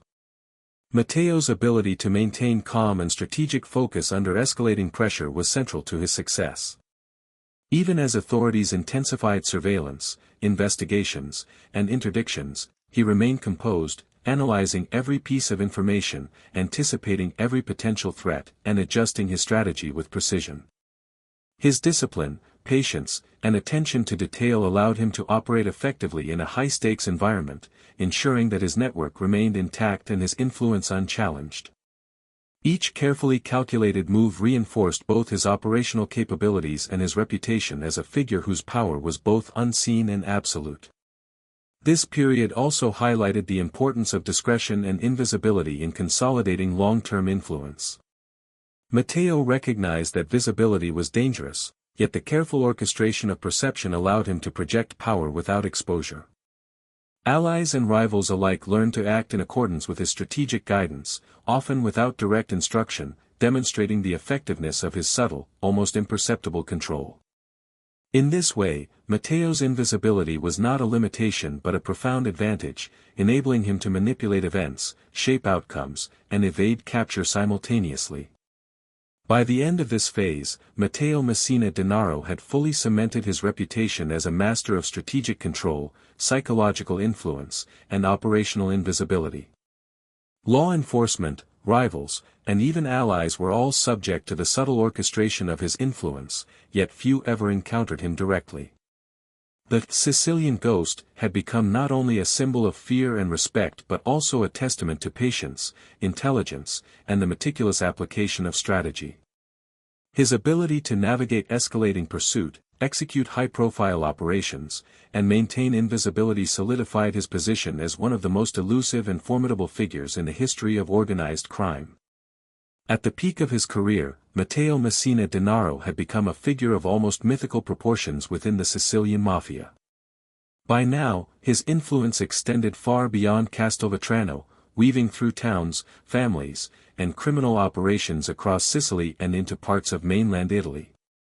Yet despite the vast reach of his power, Matteo remained largely invisible to the outside world, a ghostly presence whose decisions shaped events while leaving almost no trace of himself. This phase of his life was marked by the delicate balance between omnipresent control and careful concealment, a duality that defined the legend of the Sicilian ghost. Matteo's peak influence was characterized by both strategic expansion and operational mastery. He oversaw a network of associates and intermediaries who executed his orders with precision, ensuring that his influence touched every corner of his organization. Yet he rarely involved himself directly in the day-to-day actions, maintaining a level of separation that minimized risk while maximizing control. This detachment allowed him to observe patterns, anticipate challenges, and adjust strategy in real time, turning his invisibility into an extraordinary tool of power. Allies understood the significance of this quiet authority, acting with initiative while remaining aligned with Matteo's overarching objectives. Central to Matteo's control was his mastery of fear and perception. Unlike others who relied on brute force or overt displays of violence, he cultivated a climate of uncertainty that extended beyond immediate action. Rivals hesitated, unsure of when or where he might strike, while allies behaved with heightened caution and loyalty, guided by subtle psychological influence. Rumors of his intelligence, ruthlessness, and unpredictability spread like a shadow across the island, amplifying his reputation without requiring public appearances or direct intervention. Matteo had learned that perception, carefully managed, could be as powerful as any physical act, and he wielded it with precision. At the same time, Matteo's operational reach continued to grow. His influence over illicit enterprises, ranging from smuggling and money laundering to control of local businesses, allowed him to consolidate wealth and reinforce authority. Each operation was carefully coordinated, with trusted lieutenants executing plans while he retained strategic oversight. These operations were designed not only to generate profit but to reinforce the hierarchy, demonstrate competence, and maintain loyalty. Matteo's network functioned like a finely tuned machine, where every participant understood their role and every action supported the broader structure of control. During this period, Matteo's personal discipline became a defining aspect of his survival. He remained highly cautious in his public interactions, constantly assessing risk and avoiding unnecessary exposure. Safe houses, coded communications, and careful delegation were all part of a comprehensive strategy to remain unseen while orchestrating events. Even within his inner circle, only those absolutely necessary to operations were fully aware of his movements. The combination of operational efficiency, psychological insight, and extreme discretion created a system in which Matteo could maintain dominance without ever stepping fully into the public eye. One of the most striking features of Matteo's peak years was his ability to maintain influence while evading increasingly sophisticated law enforcement efforts. Italian authorities, often in collaboration with international agencies, intensified surveillance, monitoring, and investigative measures. Yet despite these efforts, Matteo remained elusive, using a combination of foresight, psychological manipulation, and meticulous planning to stay ahead. Law enforcement often found only traces, rumors, or dead ends, while Matteo's operations continued uninterrupted. His invisibility became both a shield and a weapon, ensuring that his power remained intact even under intense scrutiny. The mythos surrounding Matteo Messina Denaro reached its height during this period. Stories of his intelligence, ruthlessness, and strategic genius circulated widely, creating an aura that extended far beyond Sicily. To those within the criminal world, he was a figure whose approval, intervention, or disfavor could change fortunes. To law enforcement, he was a phantom whose movements were impossible to predict. And to the public, he became a legend of shadowy power, an unseen orchestrator of events whose name inspired both fear and fascination. Matteo's skill in allowing rumor and perception to amplify reality was a key element of his enduring mystique. Matteo also demonstrated extraordinary patience during this period, understanding that power was maintained not through constant action but through strategic timing. He allowed rivals to reveal weaknesses, observed the unfolding of events, and intervened only when the balance of risk and opportunity was favorable. This patience extended to both operational and interpersonal dynamics. Alliances were carefully nurtured, threats subtly neutralized, and influence extended without unnecessary confrontation. His ability to wait, watch, and act with precision reinforced the sense that his reach was inevitable and his judgment infallible. Even in the most complex situations, Matteo maintained control through delegation, planning, and observation. Every operation, whether involving financial networks, criminal logistics, or territorial influence, was carefully coordinated to minimize exposure and maximize effectiveness.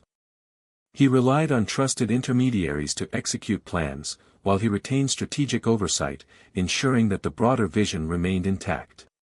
This allowed him to expand his influence without compromising safety, maintaining a delicate equilibrium between visibility, control, and invisibility. Throughout these peak years, Matteo's duality became increasingly pronounced. He was simultaneously omnipresent and invisible, feared yet largely unseen, influential yet almost intangible. Allies acted decisively yet remained guided by subtle influence, rivals hesitated in uncertainty, law enforcement remained perpetually a step behind. This duality became the hallmark of his legend, the essence of the Sicilian ghost, whose power was as psychological as it was operational, and whose survival depended as much on perception as on action. By the end of this phase, Matteo Messina Denaro had firmly cemented his status as one of the most powerful and elusive figures in modern organized crime. His peak years were marked by strategic mastery, operational control, psychological sophistication, and a cultivated invisibility that allowed him to maintain dominance in an environment of constant risk. The streets of Sicily whispered his name with both fear and respect, and the myth of the Sicilian ghost had become inseparable from the man himself, a figure whose influence and legend would endure for decades, long after specific actions had faded from immediate memory. Even at the height of his power, the careful balance Matteo Messina Denaro had maintained for decades was not immune to the pressures of time, law enforcement, and human unpredictability. As his legend as the Sicilian ghost grew, so too did the intensity of efforts to capture him. Italian authorities, having studied the patterns of his operations for years, began to close in with increasingly sophisticated strategies. Wiretaps, surveillance, informants, and undercover operations were deployed with precision, reflecting a deeper understanding of Matteo's methods, yet he continued to evade capture through meticulous planning, patience, and the mastery of invisibility. Still, subtle cracks began to appear in the network he had so carefully constructed. For Matteo, even the smallest lapse could have significant consequences. The complex web of alliances and intermediaries that allowed him to operate unseen was inherently fragile. Trust, once earned, had to be continuously reinforced, information, once controlled, had to remain secure, and every action had to be weighed against potential exposure. Over time, however, the sheer scale of his operations meant that even the most disciplined system was vulnerable to stress, human error, and unforeseen events. Matteo's genius lay in minimizing these vulnerabilities, but the risk was ever present, and the increasing intensity of law enforcement operations amplified it. One of the subtle challenges Matteo faced was the shifting loyalty within his own network. Over decades, associates aged, ambitions evolved, and new personalities entered the organization. Some were tempted by opportunity, others fatigued by the constant tension of living under a man whose influence was absolute yet largely invisible. Managing these internal dynamics required constant vigilance. Matteo could not act impulsively, any rash decision might fracture loyalty, expose operations, or create unintended conflict.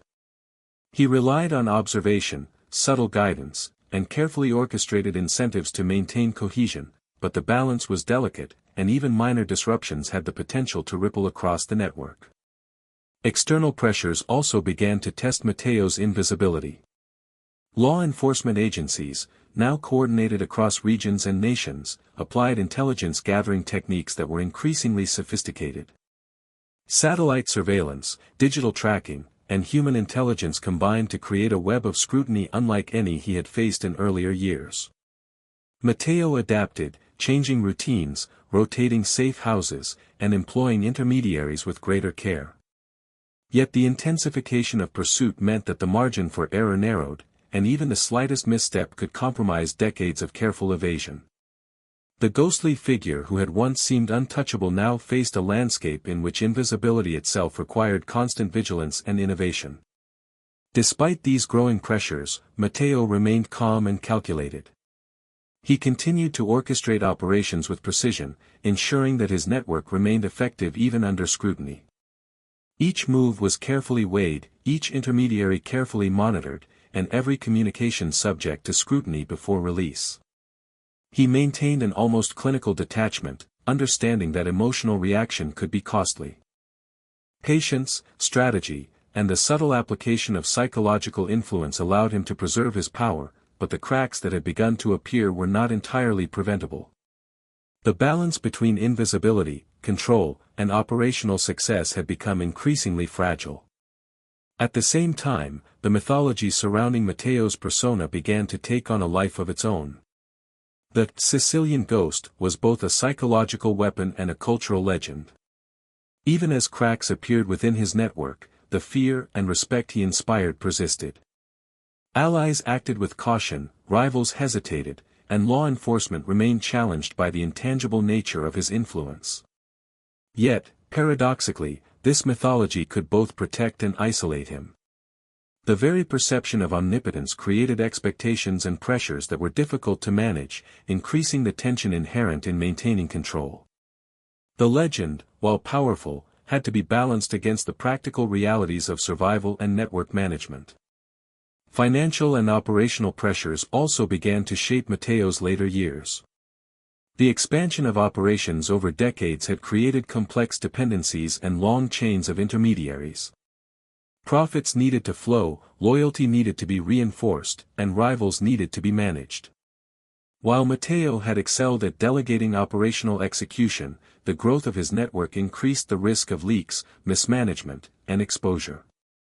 Small errors, even those made by the most trusted associates, could cascade into larger problems, creating vulnerabilities that did not exist during the earlier, smaller-scale phases of his power. The challenge was to maintain strategic control without revealing presence, a task that demanded constant attention. Personal isolation became another subtle challenge. Over decades of operating in the shadows, Matteo had cultivated an aura of mystery and detachment. Allies were carefully managed, yet personal relationships were necessarily limited, creating a life that was often solitary. The very qualities that made him so elusive, discipline, discretion, and invisibility, also contributed to emotional and social isolation.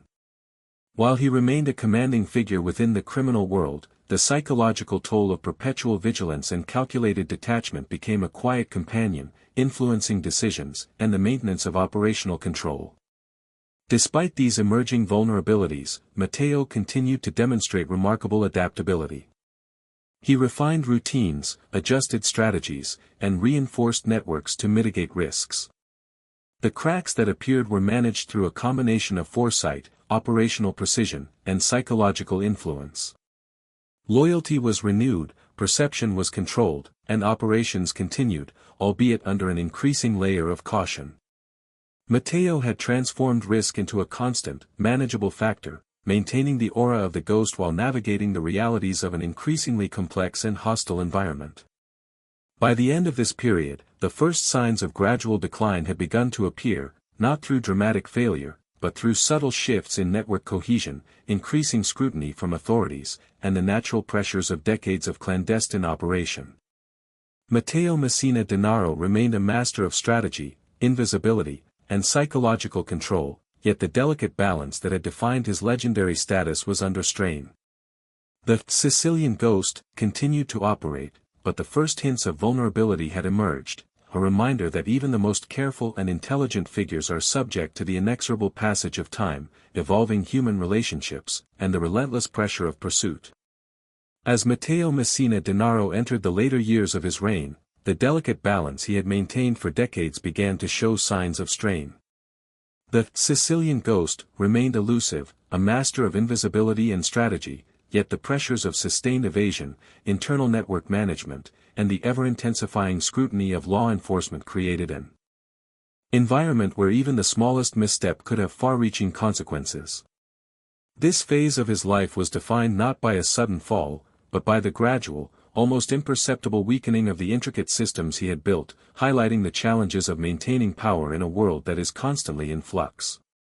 Matteo's network, which had once functioned with near-perfect efficiency, began to experience the subtle stresses of time and human complexity. Trusted intermediaries aged, their priorities shifted, and the pressures of constant vigilance began to wear on even the most loyal associates. Maintaining absolute control over a vast and complex network became increasingly difficult, and minor lapses in judgment or communication could ripple across the organization, creating vulnerabilities. Matteo's genius lay in his ability to anticipate and mitigate such risks, yet the scale of his operations meant that complete control was no longer entirely possible.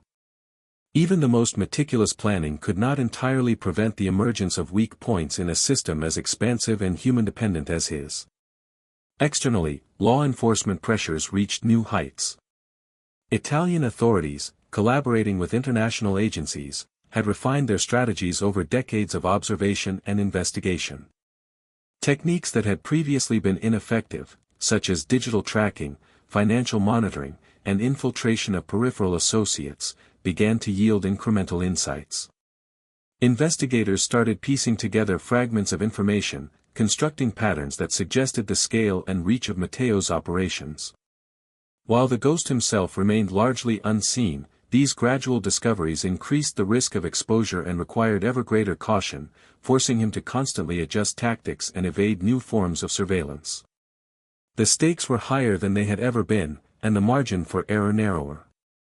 Despite the mounting pressures, Matteo continued to exercise strategic patience. He had learned that impulsive action could destabilize both the network and his carefully maintained invisibility. Instead, he relied on observation, subtle influence, and precise intervention when necessary. Decisions were rarely made in haste, they were the result of careful assessment of risk, loyalty, and operational impact. This measured approach allowed him to maintain dominance even as vulnerabilities emerged, reinforcing the perception of the Sicilian ghost as both omnipresent and untouchable. Allies and rivals alike continued to act cautiously, aware that the unseen hand of Matteo could influence outcomes in ways that were impossible to predict. One of the most significant challenges Matteo faced during this period was the management of internal loyalty. As decades passed, relationships evolved, and human motivations shifted. Some associates began to question their positions or consider alternative allegiances.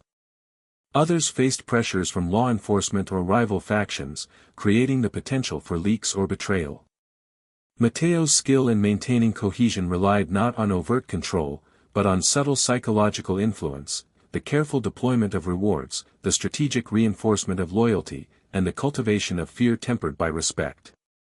Each interaction was calculated, ensuring that the organization continued to function while minimizing the risk of internal collapse. Yet the very complexity of these human dynamics meant that cracks could, and occasionally did, appear. Financial pressures added another layer of complexity. Decades of criminal operations had created intricate systems of money flow, asset management, and investment across multiple territories. Each transaction, each partnership, carried potential risk if not carefully monitored. Matteo's control over these financial networks remained impressive, yet the expansion and diversification of operations over time introduced vulnerabilities. Intermediaries could mismanage resources, rival factions could exploit weaknesses, and increased law enforcement attention could threaten entire channels of operation. To maintain stability, Matteo had to exercise constant oversight, ensuring that financial integrity aligned with operational objectives without compromising his invisibility. As the challenges mounted, the psychological toll of sustained fugitive life became increasingly evident. Matteo's existence was defined by perpetual vigilance, the constant need for discretion, and the careful orchestration of perception. Personal relationships were necessarily limited, every interaction carried risk. Even trusted allies could not entirely eliminate the pressures inherent in a life spent in shadows, moving between safe houses, monitoring intermediaries, and anticipating threats. The solitude imposed by such a life created an additional layer of tension, requiring mental discipline, focus, and an unwavering commitment to strategy. The life of the Sicilian ghost, while legendary, was also profoundly isolating. Despite these pressures, Matteo's operational genius remained formidable. He continued to direct complex criminal operations with precision, ensuring that his network remained functional and profitable. Smuggling routes, financial transactions, and territorial influence were managed with a sophistication that few could rival. Intermediaries executed plans with discretion, and Matteo retained ultimate strategic oversight, allowing him to adapt to changing circumstances without exposing himself. This combination of operational control and strategic invisibility allowed him to navigate an increasingly hostile environment, preserving both power and mythos. During this period, the tension between legend and reality became especially pronounced. The Sicilian ghost had become a cultural and criminal myth. His reputation for strategic brilliance and elusiveness was both a tool and a burden. Allies and rivals behaved in accordance with the expectations set by this mythology, often amplifying the influence of Matteo beyond what was strictly factual. Yet the legend also imposed pressures, the necessity of maintaining appearances, the constant awareness that perception shaped behavior, and the need to continue operations without error or exposure. This duality defined Matteo's later years, blending the operational and psychological challenges of criminal leadership with the weight of his own legend. Subtle vulnerabilities in Matteo's organization became increasingly important. Even minor disruptions, a hesitant subordinate, a mismanaged communication, or a small leak of information, could escalate into serious operational risks. Matteo's skill lay in anticipating such disruptions, responding with precision, and maintaining the cohesion of the network. Yet these cracks underscored the limits of control. No matter how meticulous, even the most disciplined leader could not completely neutralize the unpredictable variables inherent in human behavior and complex criminal operations. This growing tension added a quiet urgency to the otherwise calm, calculated life of the Sicilian ghost.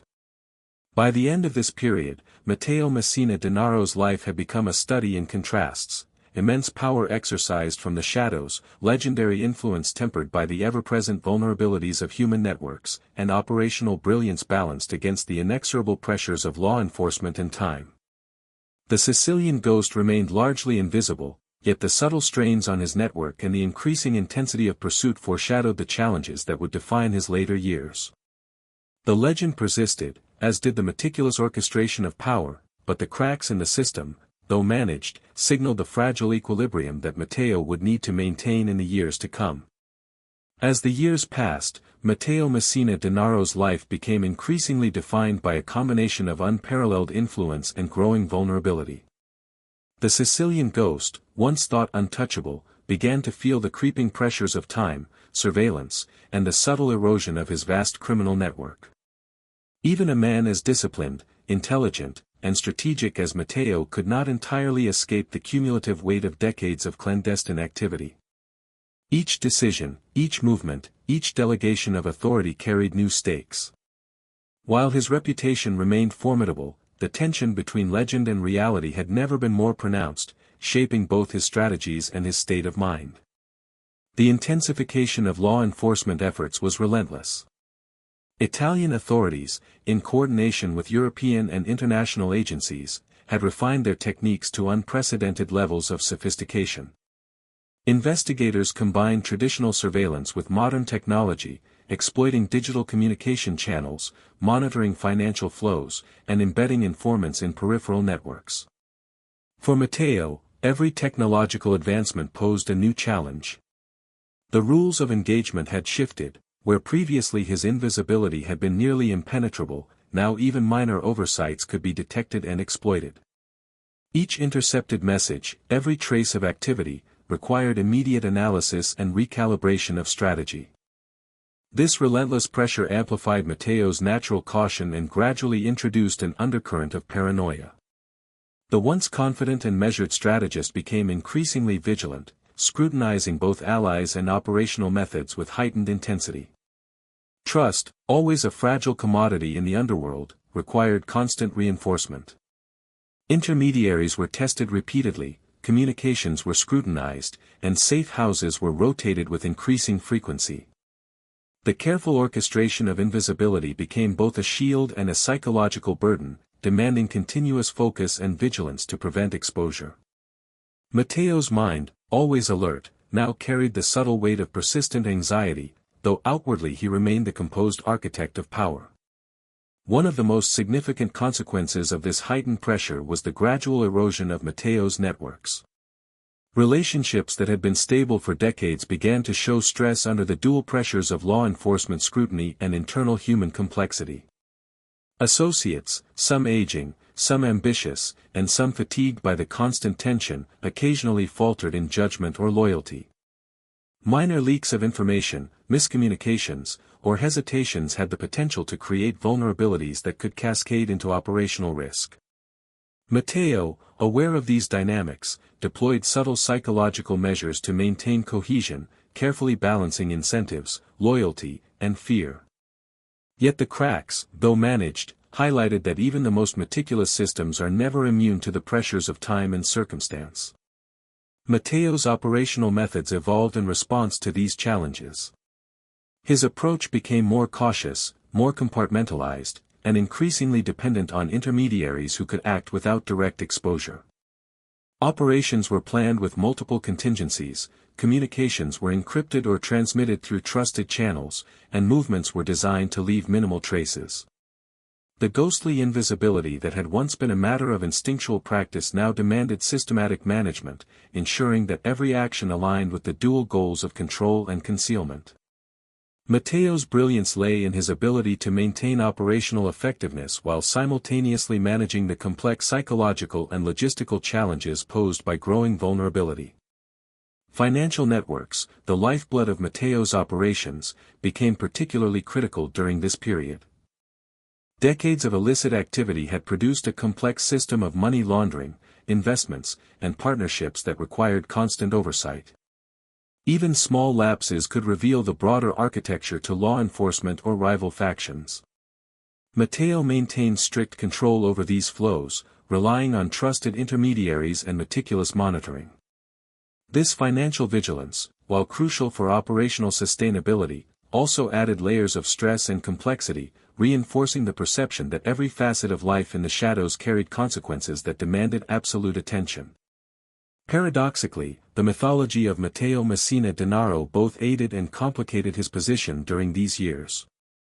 The Sicilian ghost, already legendary, was perceived as omnipotent and untouchable, and this perception continued to inspire fear and respect.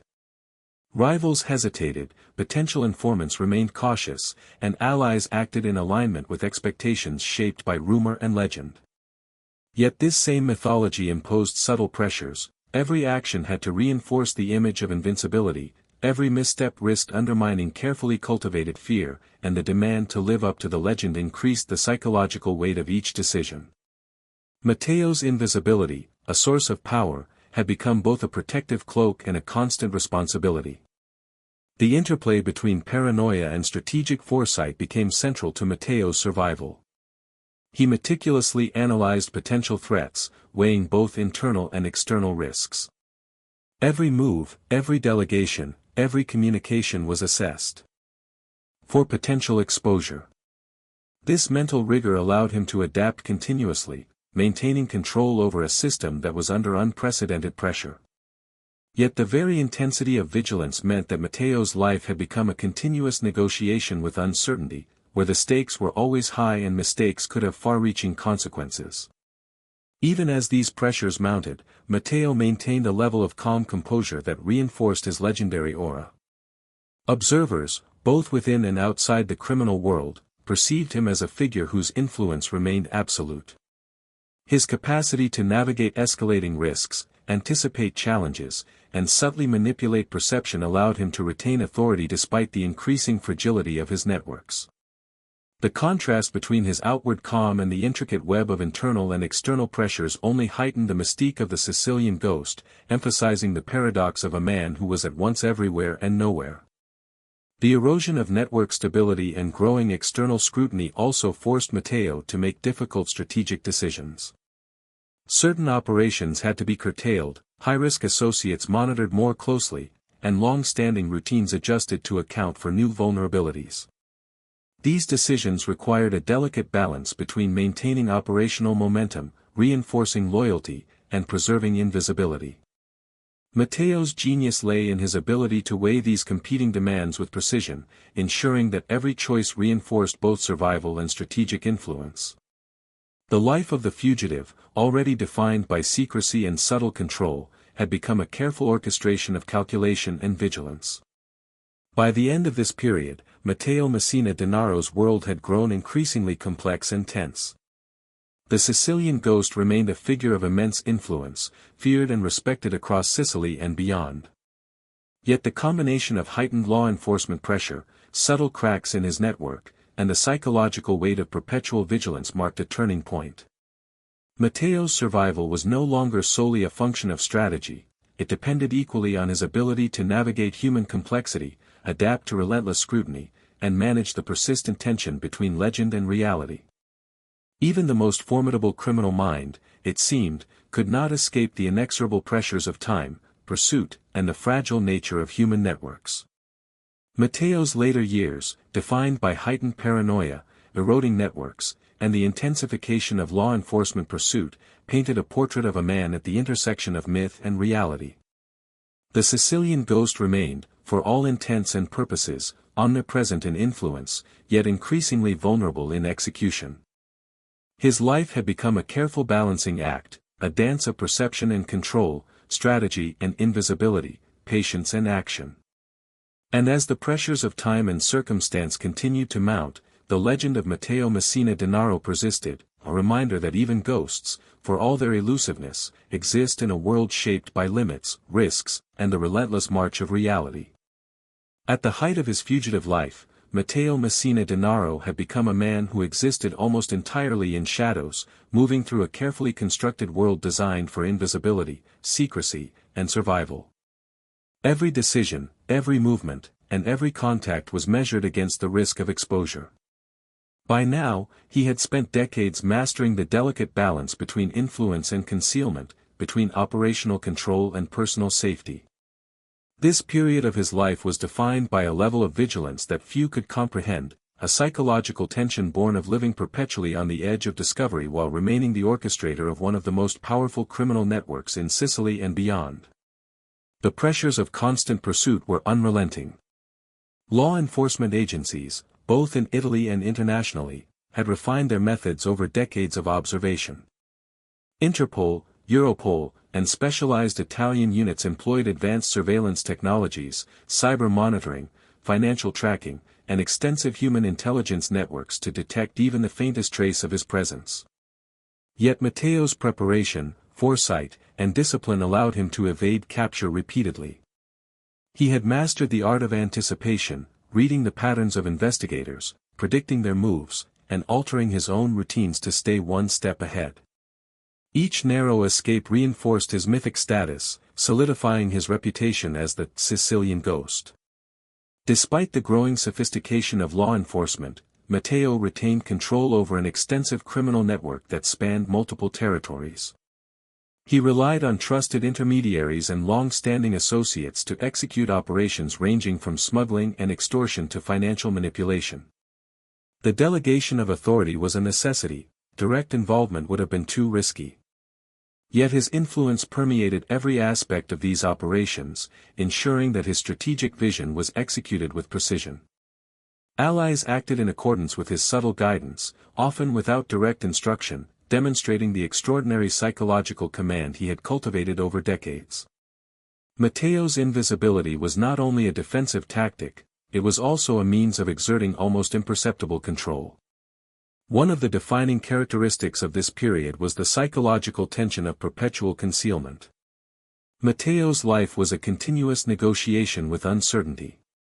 Safe houses had to be rotated frequently, communications had to be coded and routed through multiple layers of intermediaries, and every action had to be evaluated for potential exposure. Even trusted allies were monitored discreetly, not out of distrust but as a safeguard against inadvertent lapses that could compromise operations. The careful orchestration of this shadowed life required discipline, foresight, and mental acuity at levels that few could sustain for any extended period. Living as a ghost demanded constant vigilance and a psychological resilience that became second nature over the years. The mythos surrounding Matteo continued to amplify his power during this period.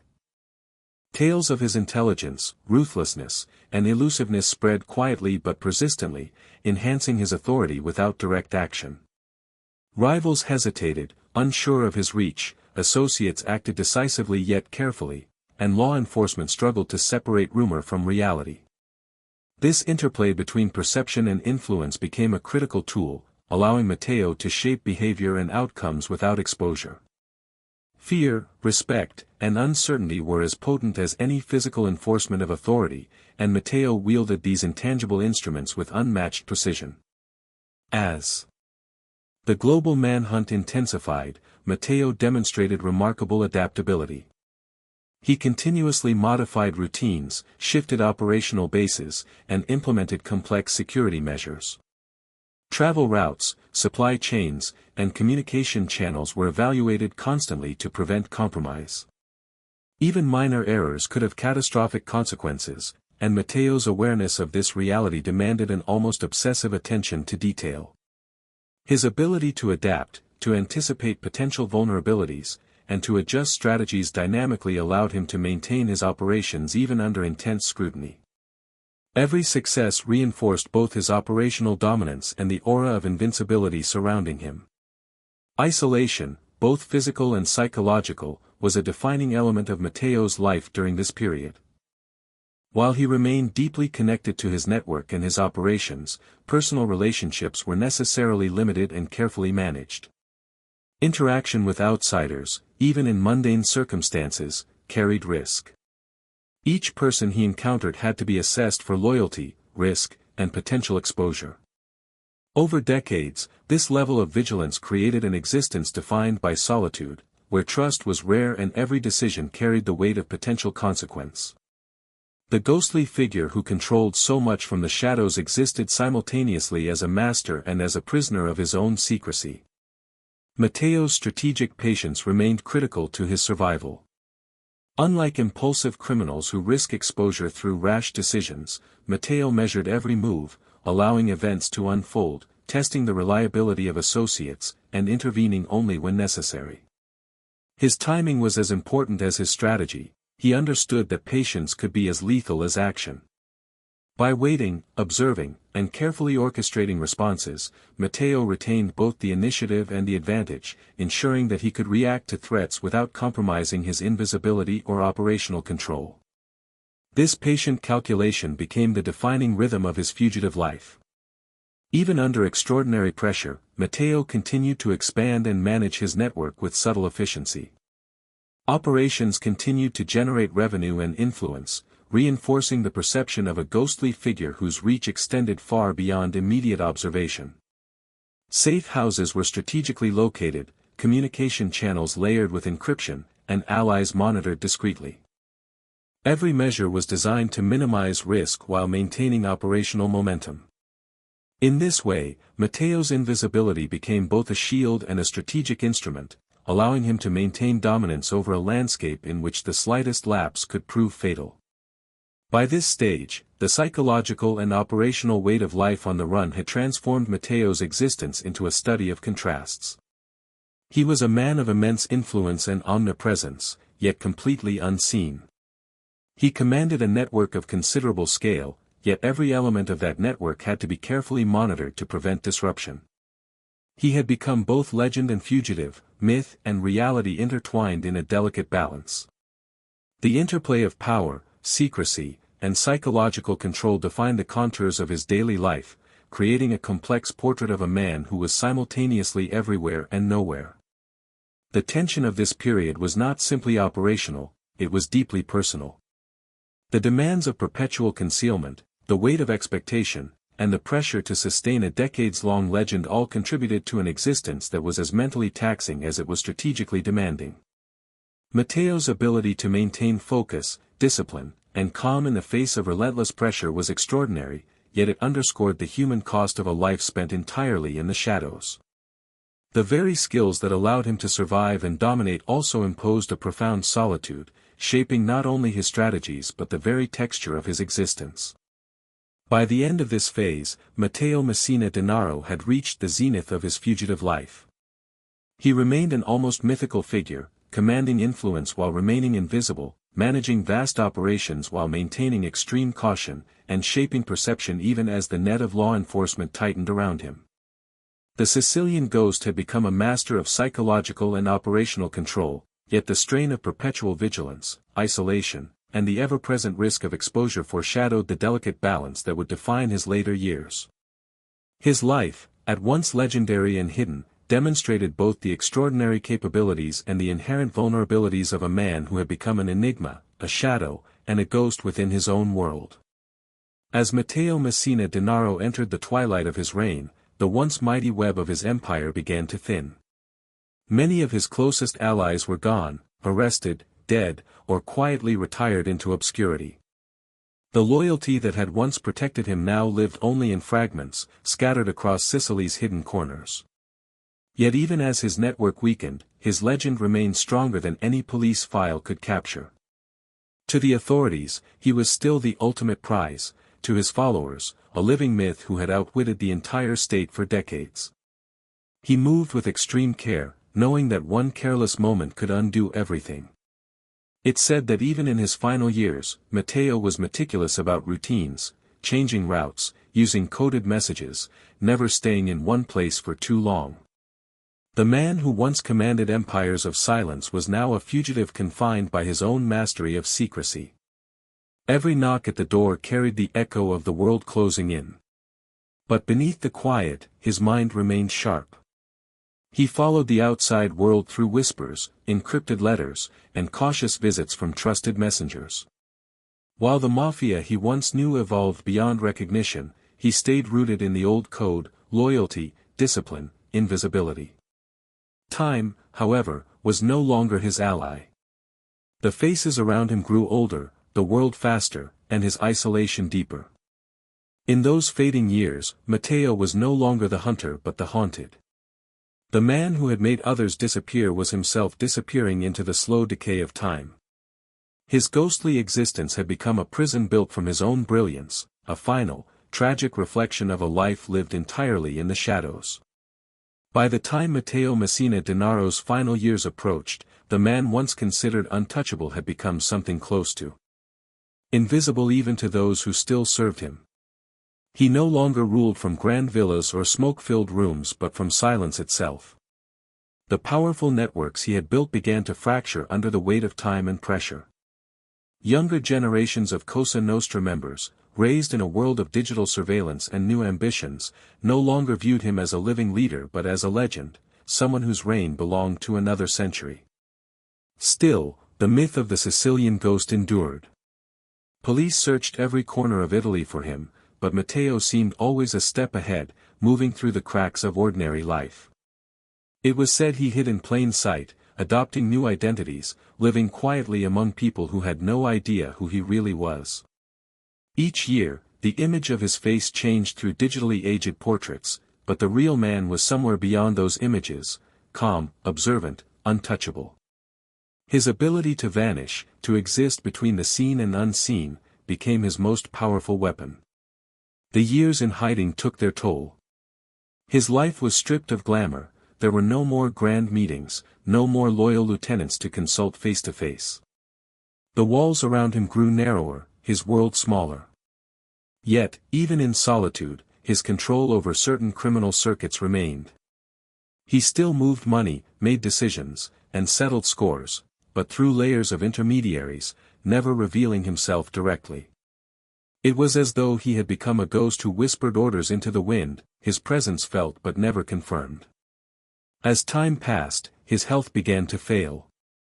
He had lived too long in secrecy, always watching, always waiting.